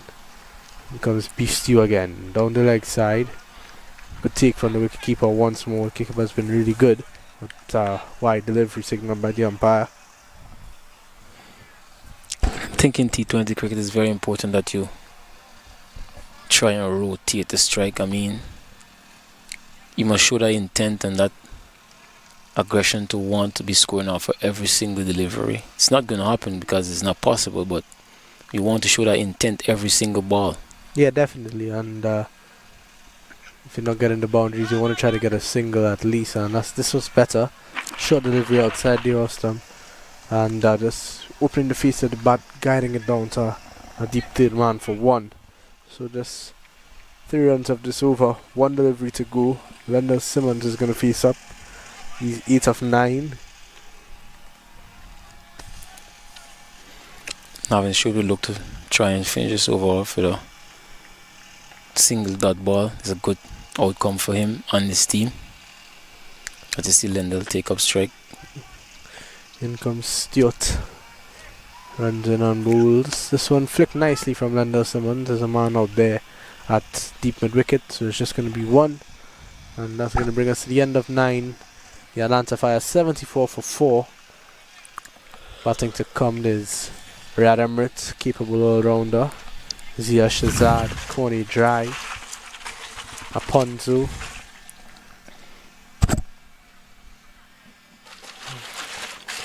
Yeah, I think there's batting still to come. Riyad Emirates, who's very capable. Coney Dry is very, very capable as well. Big hitter. Struck the ball a long way. Aponzo as well is a guy who's very more than capable of scoring runs. So I think Atlanta Fire wouldn't panic just yet. As we see Harrison is into the attack again. Yeah, just 1 run off his first over. He's going to want to build on that.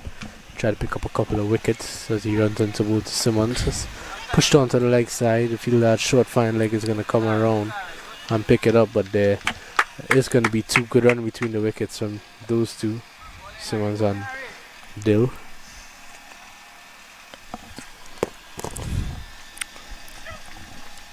Smartly nudge into mid wicket, place it and time it very well.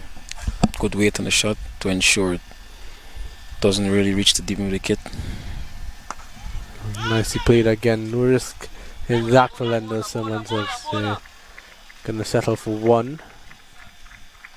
Takes the score to 77 now.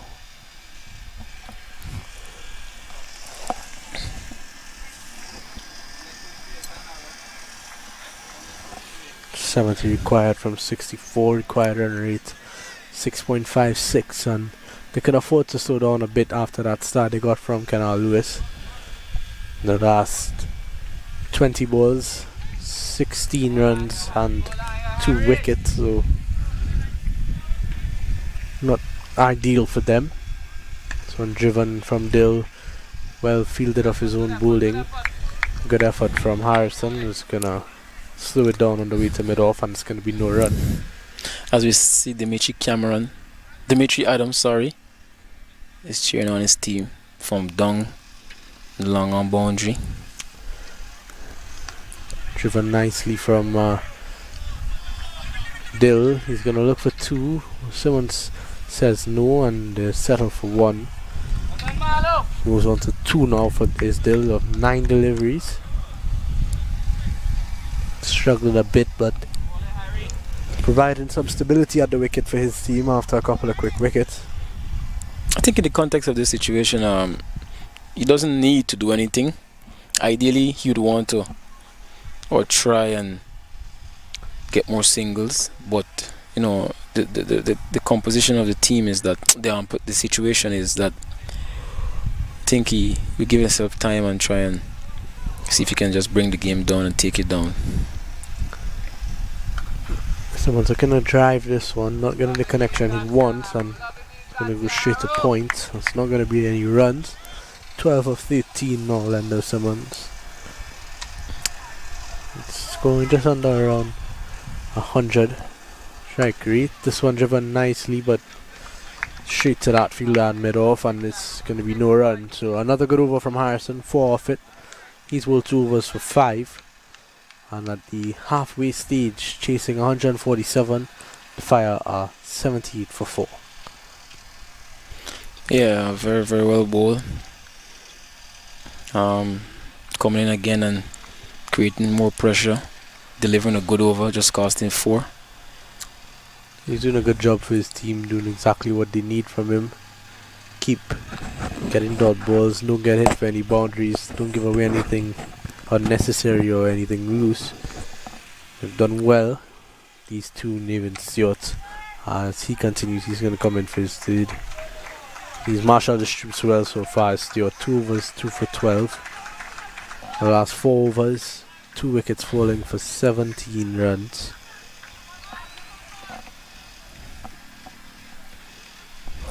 In comes the beef stew, the big man, Nathan Stewart. This one from Dill, just tucked into the leg side. He's gonna ease it away for 1. That brings Lender Simmons, a dangerous Lender Simmons. He's on strike, playing his role well here. We haven't seen him actually try or attempt a big shot just yet. I think he's playing a very smart game here. Yeah, this a responsible innings is what I'd call it, knowing that a lot of the big wickets that the big batsmen are back in the pavilion. This one cuts and flat batted almost past the field at mid-off, who's up in the circle and is going to run into the boundary for 4. First signs of real aggression from Lender Simmons.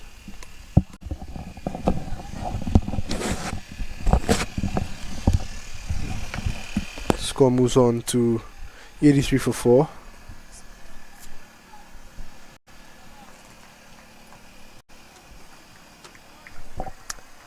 .2 overs gone.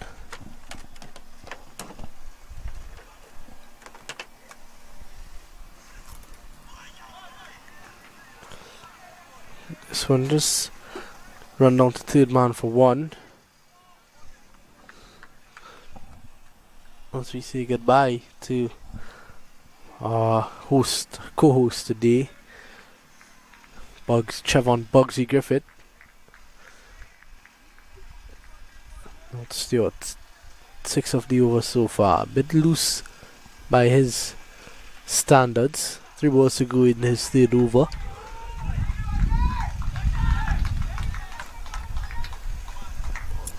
Too wide this time. Looking to take Dill outside the off, some cuts and misses, but too wide. So wide signal by the umpire.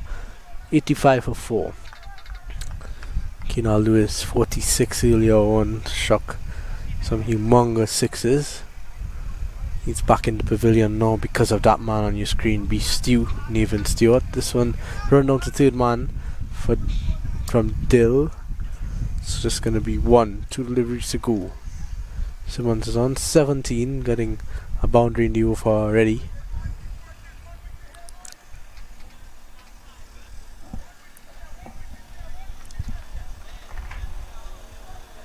See, there's a deep cover, third man on the boundary, deep square leg, deep mid wicket, and a long on. Mid off is up in the circle,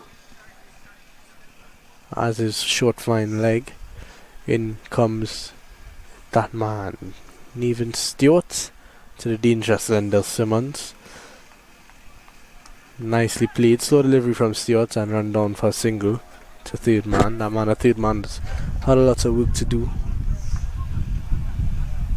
in this over.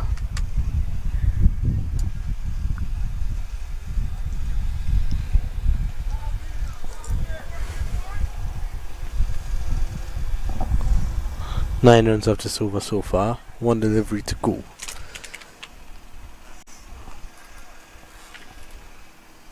In comes Nevin Stewart to finish his third. Pitch up delivery, and just miscued really from Dill. It's going to be a dot ball to finish. 87 for 4 after 11. They require further 60 runs in 54 deliveries. You see Harrison to continue. First over just going for 1. Second over going for 4. He's going to come in for his third on the trot. Yes. Okay, thank you.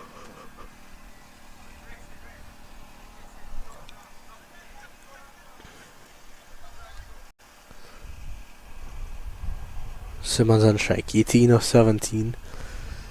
Scoring at around 100, which will do the job at this point in time. This one played nicely off the back foot, punched down to that fielder, deep cover for 1.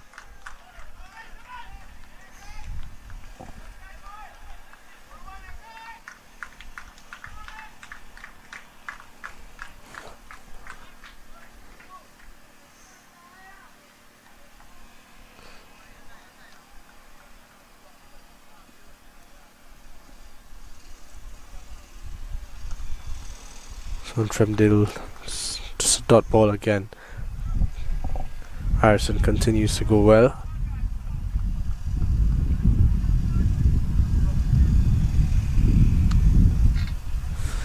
Runs it on balls off his short run up.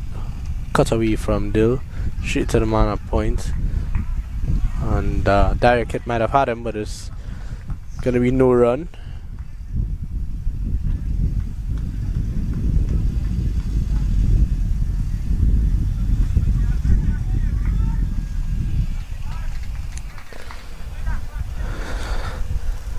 It's Harrison again. This one driven uppishly to mid off, but it's going to go one bounce in, so it's going to be a single. So we take a look at the scores around the ground. The UMMC Knight Riders, they're playing the Raiders. Batting first, they scored 168. The captain, Jas Grandman Hulcher, 65 of 45. He was the main cause of damage. And as we see the wickets of the big wickets of Lendl Simmons, he's gone. And that's a huge wicket, and this is testament to the work that Harrison's been doing. He's gone for just 7 and 2.4. Now he's picked up the wicket of his 5th ball in this over. And a huge wicket there as we take another look at this one. Simmons is getting a bit frustrated, 19 of 18, looking at drive. And yeah, disappointed in himself with that one. Caught the outside edge. And that's going to be a fall of the big wicket. That's the end of Lendl Simmons. New batsman in is going to be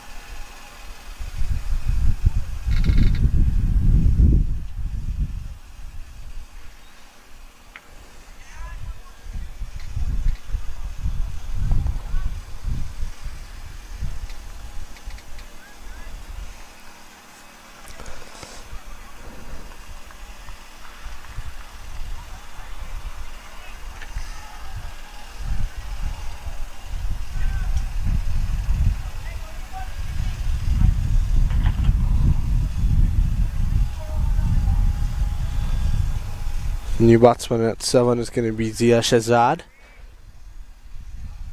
He's got a job to do here. The Lightning under a bit of pressure now. The Fire, sorry, and this one driven straight back to the bowler Harrison, and it's going to be a dot ball. So another fantastic over completed. Just 2 off it and the big wicket of Lendl Simmons, and everything going wrong here for the Fire. As I was seeing, scores around the ground. 168 is what the UMMC Knight Riders got. And the Raiders chasing 169 to win, or 142 for 4 in 18.1.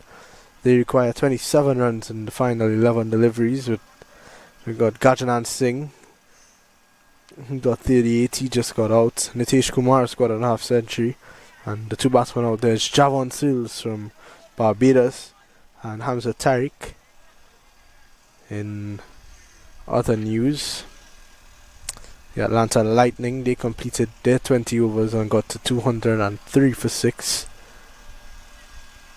against the Atlanta Pacers. So we see Nevin Stewart, he's going to come in for his 4th. Looking for a single, they got to get it easily. Yes, the Atlanta Lightning, they scored 203. Unmuk Chand back into form, he scored 81. Jesse Bhutan 30 of 17. And Ravindra Prasad 39 of 15 not out. Darren Davis 3 overs 2 for 28 for the Pacers, and the Pacers in reply chasing 203, 120 for 5 in 15 overs. This one cut nicely from Shazad, sorry, and this going to be cut off down there at super boundary for 2. The Pacers chasing 204, 120 for 5. Ravindra Prasad with the bat 2 for 23. Now with the ball, and Dexter Sween, he bowled 2 overs. He's picked up 2 wickets for 12 runs. He's been good. In comes Nevin Stewart again to Shazad. 3 on the over so far. He's got 2 for 24. Picked up the wickets of Kenal Lewis and Ricardo Powell. This one rushing on to Shazad and hit into no man's land for 1.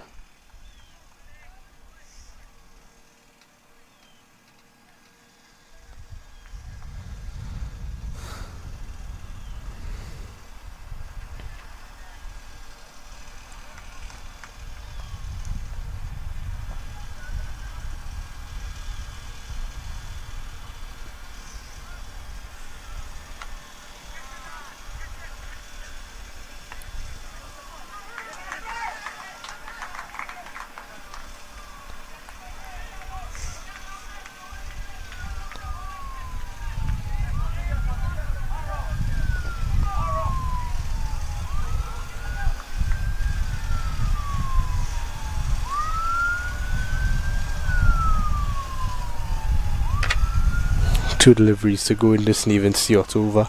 It's final over of this encounter. Shazad is on strike.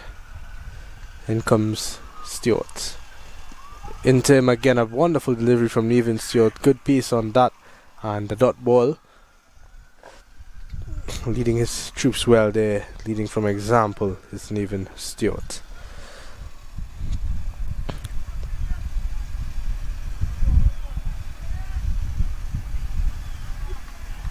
22 yards DMV there up against the Atlanta Legends. They scored 217 in their 20 overs.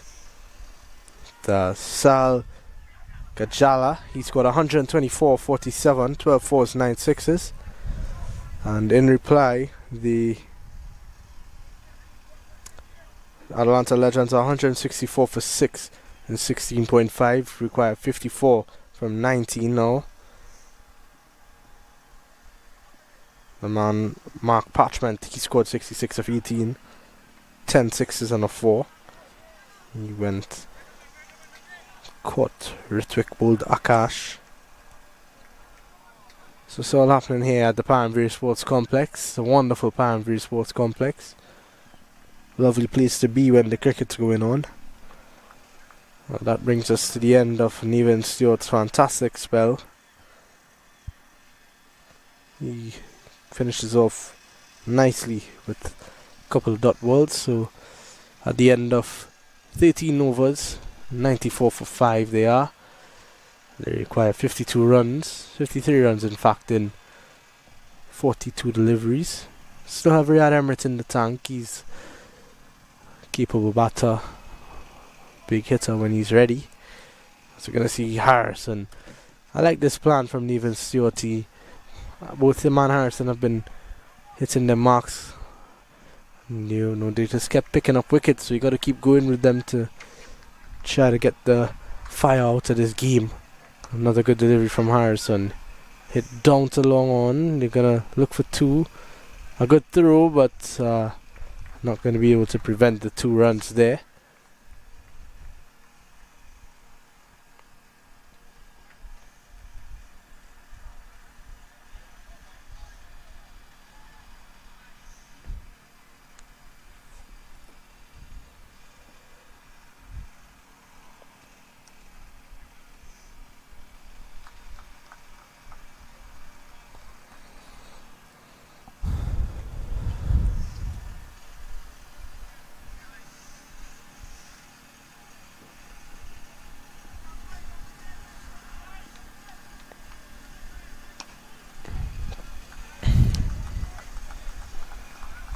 Good bowling from Harrison.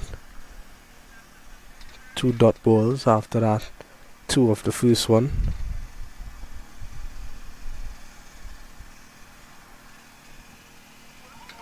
So good delivery from Harrison. Short outside the off stump, just rising above the head.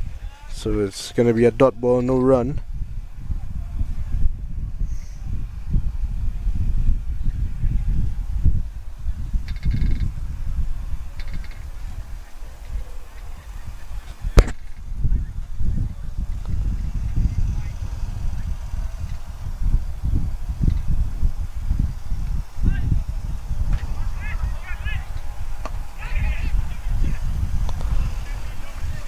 So they're going to look for the 2 again, and they're going to get there pretty easily in the end. But Harrison has been bowling excellently. Just 4 runs off this over. 3.5 overs, 1 for 11. It's been a near perfect spell for him. It's not been hit for a boundary. It's been hard to get away, and he's going to want to finish strongly here. Maybe pick up another wicket. He deserves it.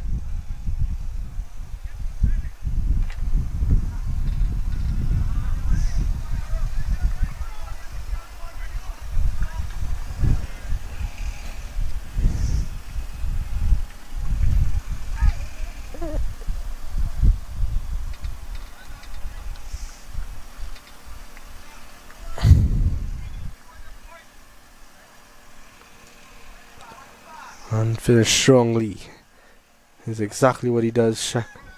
Is Jermaine Harrison.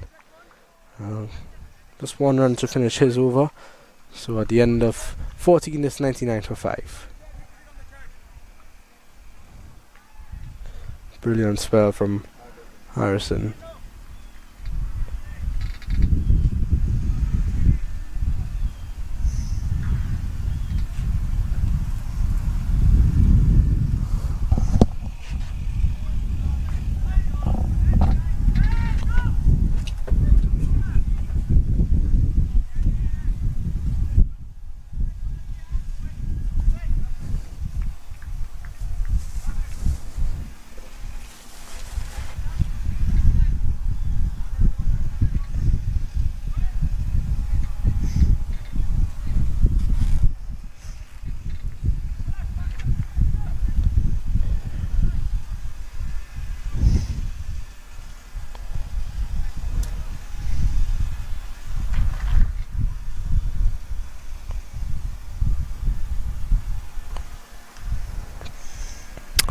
As we see, new bowler being introduced.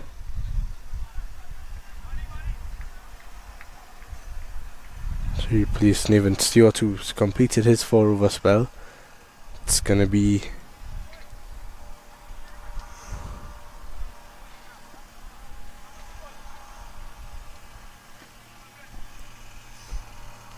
Jatinda Reina. This one cut away for a single.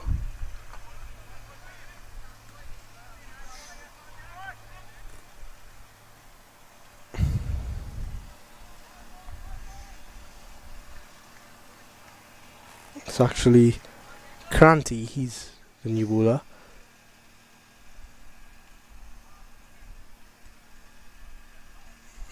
Single brought up the 100 for the Atlanta Fire. They require a further 47 in the last 35 deliveries. Looking to go big is Shazad, and has he gotten all of it? Yes, he has. The fielder alone is just a spectator. Goes all the way over the ropes for 6. And bit of pressure off the Atlanta Fire now.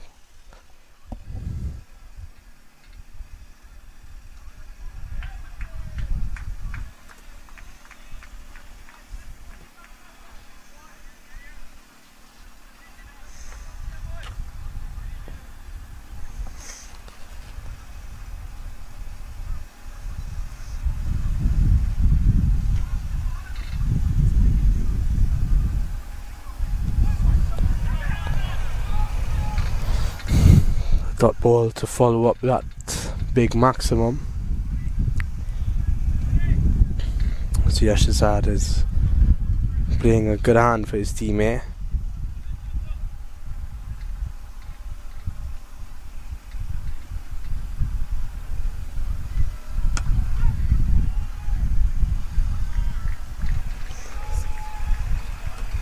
Another big hit from Zia Shazad, and all the pressure coming off the Fire now, as that man Zia Shazad is on fire, taking it completely over the mid-wicket boundary and goes all the way into the bushes for 6.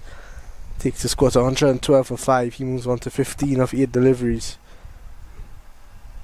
Just 35 required of 32. Now we got it right back down to just in and around that runner ball region.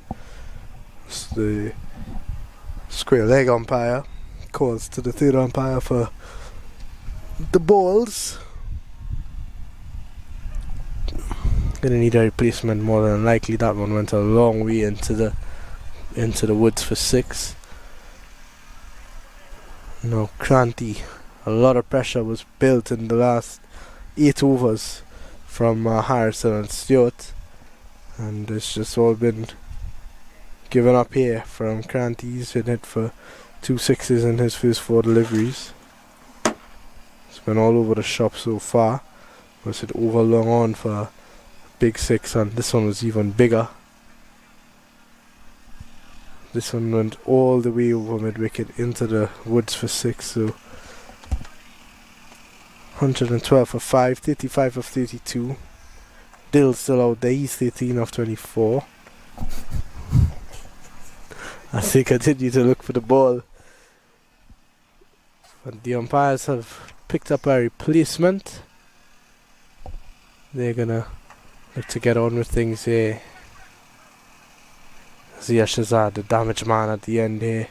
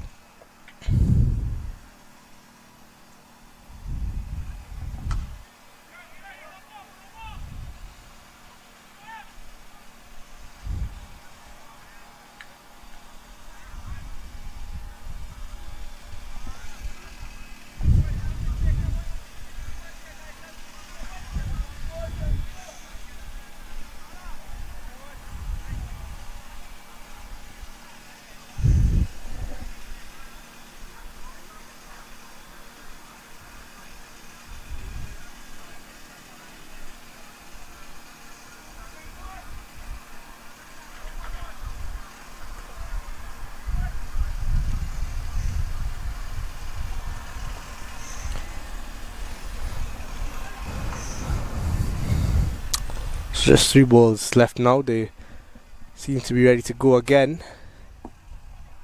See, Kranti looking to go over the wicket now. He's gone for 14 of 3. 2 sixes, a single and a wide. Goes again is Shazad. Hit down to mid wicket and it's going to beat that fielder. A good effort from the fielder deep mid wicket and it's going to beat him and go past him into the boundary for 4. So 18 of the over. A big over here for the Atlanta Fire. So near slug sweep. 2 fielders coming around to try to get it. The fielder deep mid wicket diving, but this time looking to go big again is Zia Shazad. It's shit back to the bowler. It's going to be a dot ball. A rare one in this over for the first one in this over, in fact, for Kranti, sorry. 1 delivery left. He's 1 for 18. And pitched up delivery, driven nicely. There's a man at long off, but it's a little bit to his left. He's going to come around. It's not going to be able to stop. 2 and 20 run over in the 15th for Atlanta Fire. Take them to 119 for 5. Shazad moves on to 21 of just 10. The partnership is 30.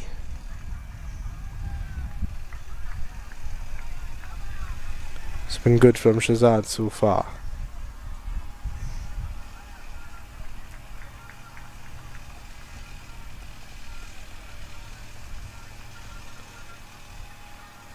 No, I gave my phone for charging. It is not there. iPhone, white color. Yeah, that's it. How much they need? How much they need sports code? 28 runs required in the final 5 overs.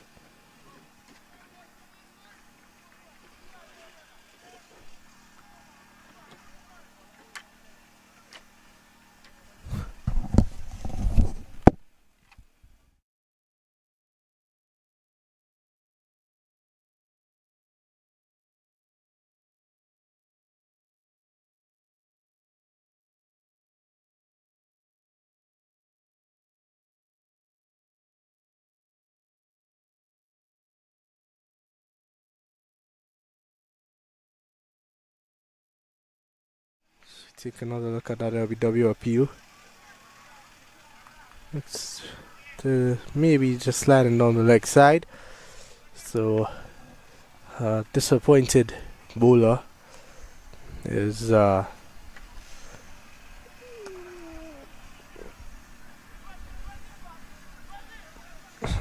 man Simranjit Raina.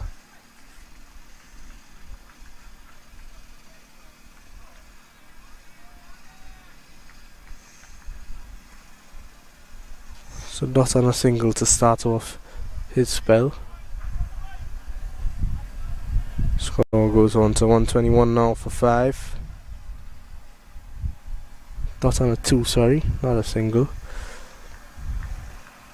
Couple of late changes in the field again.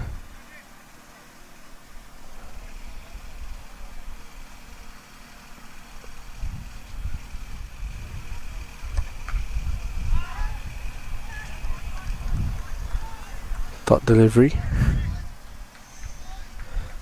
Good delivery from Simranjit.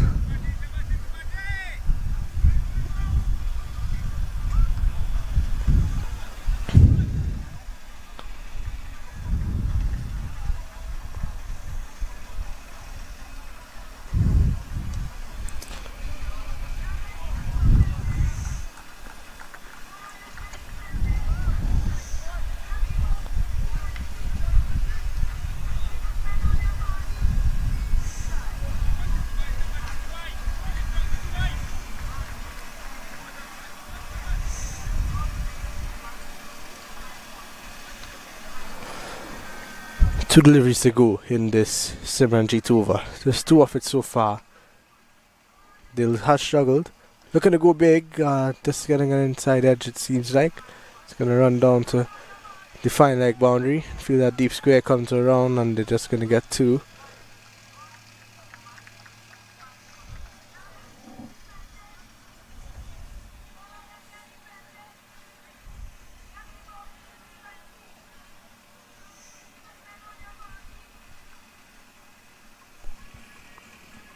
One delivery to go in the Simran G2 over 24 required, 25 deliveries to do so. Dill's on 17 of 29. Looking to go big, goes straight down the throat. No, one bounce to the fielder at long off, and it's going to be a single to finish. So Dill, he's going to retain the strike for the 17th over. He's on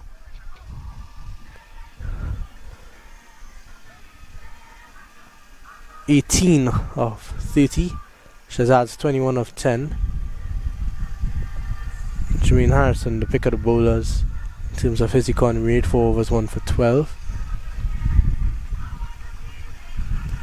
Still see Marlon Richards potentially come back into the attack.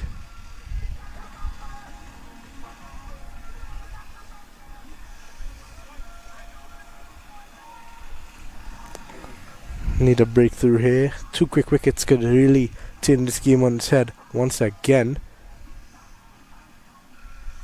Seen a lot of twists and turns in this encounter so far, and it is going to be Marlon Lou Richards, as he's known in his homeland of Trinidad and Tobago. 3 overs, 1 for 28, a bit expensive. 26, sorry, bit expensive, but it's a wicket taker, and he's going to need a couple of big blows here to get the Kings 11 Atlanta back into this contest, give them a chance to win. Shazad is a big wicket to get, so they'll know how important that is.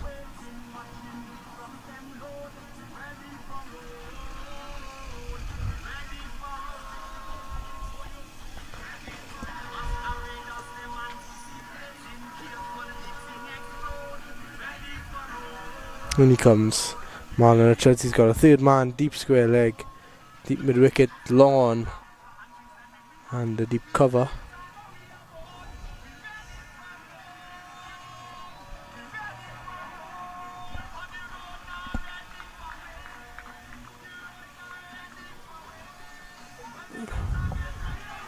In comes Richards.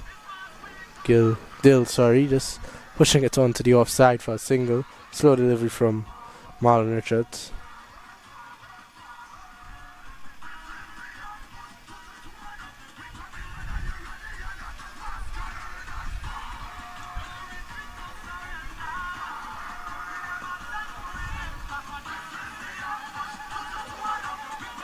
In comes Marlon Richards to the dangerous Shazad, giving himself room, and looking to go onto the leg side is going to be a dot delivery.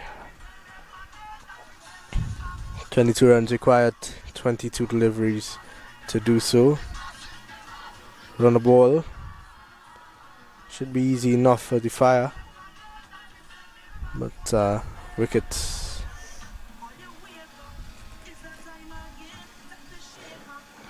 could turn this game around. This one driven to mid-off, trying to go down to long barrier to stop that one, and they run through for a quick single.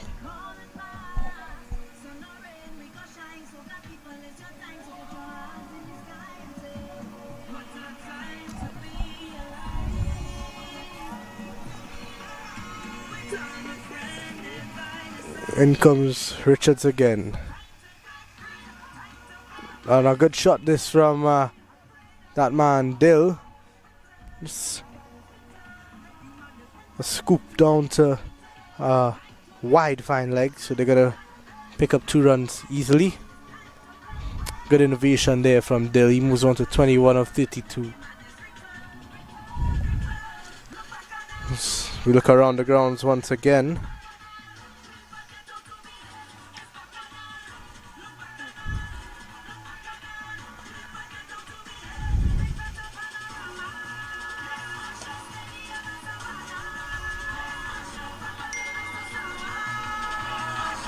This one going all the way, straight back down the ground for 6.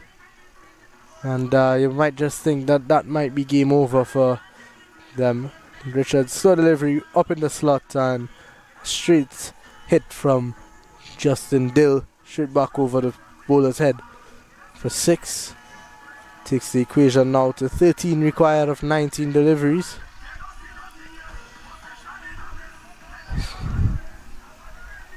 Take a look at this final delivery of this 17th over from Marlon Richards. And just pushed down. There's a man there, and a wonderful bit of work from Marlon Richards, looking as young as ever out there. A good diving stop of his own bowling to prevent a single. So at the end of 17, it's 134 for 5. As we take a look around the ground, the UMMC Knight Riders, led by Jaskran Malhotra, is 65, and 50 from Nauman Anwar. They scored 168, and the Raiders Unlimited weren't able to get there as they finished at 155 for 5. The pick of the bowlers for the Raiders, Javon Sills, 4 overs, 3 for 35. And in reply, 155, 38 from Gachanan Singh, a 52 from Nitish Kumar. But Usman Shinwari's 4 overs, 2 for 24, and Mohammed Mohsin, 4 overs, 2 for 18. That was enough for the UMMC Knight Riders to take home that one. The Atlanta Lightning, they came up against the Atlanta Pacers. That game's still going on, but the Pacers require 26 and 4 deliveries. Doesn't look too good for them. This one just hits out to the deep square leg fielder for 1. Simranjit back into the attack. The Lightning 203 for 6 in their 20 overs. 81 from Unmuk Chand, 39 from Ravenda Prasad, not out of 15 deliveries. Jesse Bhutan, 30 of 17. This one, they're going to go big. He's picked up the outside edge. The fielder, and it goes straight through his hands. A real simple one, you have to think, and a wicket there might have changed something in this game. The pick of the bowlers for the Atlanta Pacers, Darren Davis, 2 for 28. As we take another look at this, yeah, just sliced good, very high, and misjudged completely by the fielder there at short third man.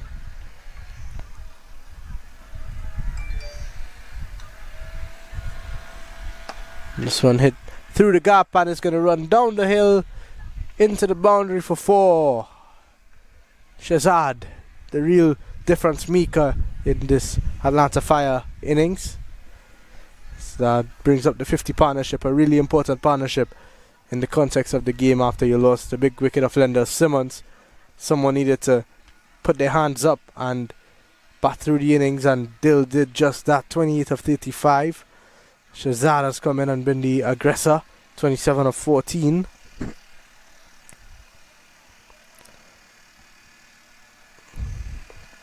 Just 7 required now. Shazad goes big, goes long, and goes all the way for 6. A huge hit there from Zia Shazad. And just 1 run required now. But we take another look at this. A slow delivery from Simranjit up in the slot. Goes down on one knee and smacks it straight back over the bowler's head. And goes into the ropes for 6. Over the ropes, in fact. As we take a look at the Pacers' reply to Lightning's 203. They are currently 191 for 5 in 19.5 overs. And in 20 overs, sorry. Gotta give it to that man, Jesse Singh. A good fighting innings to try to get his team over the line. Was not enough in the end. He ended up with 50 not out of 17 deliveries. Darren Davis, 37 not out of 28. It just wasn't enough in the end. Dexter Sween, 2 for 37. And Ravendra Prasad, 4 overs, 2 for 23. So the Lightning, they won by 12 runs. And yet to see what's going to happen here. Just 1 run to win, 14 deliveries to do so. Shazad will look to go big here. Here comes Simranjit. Shazad runs down the wicket and driven straight down to the fielder at deep cover.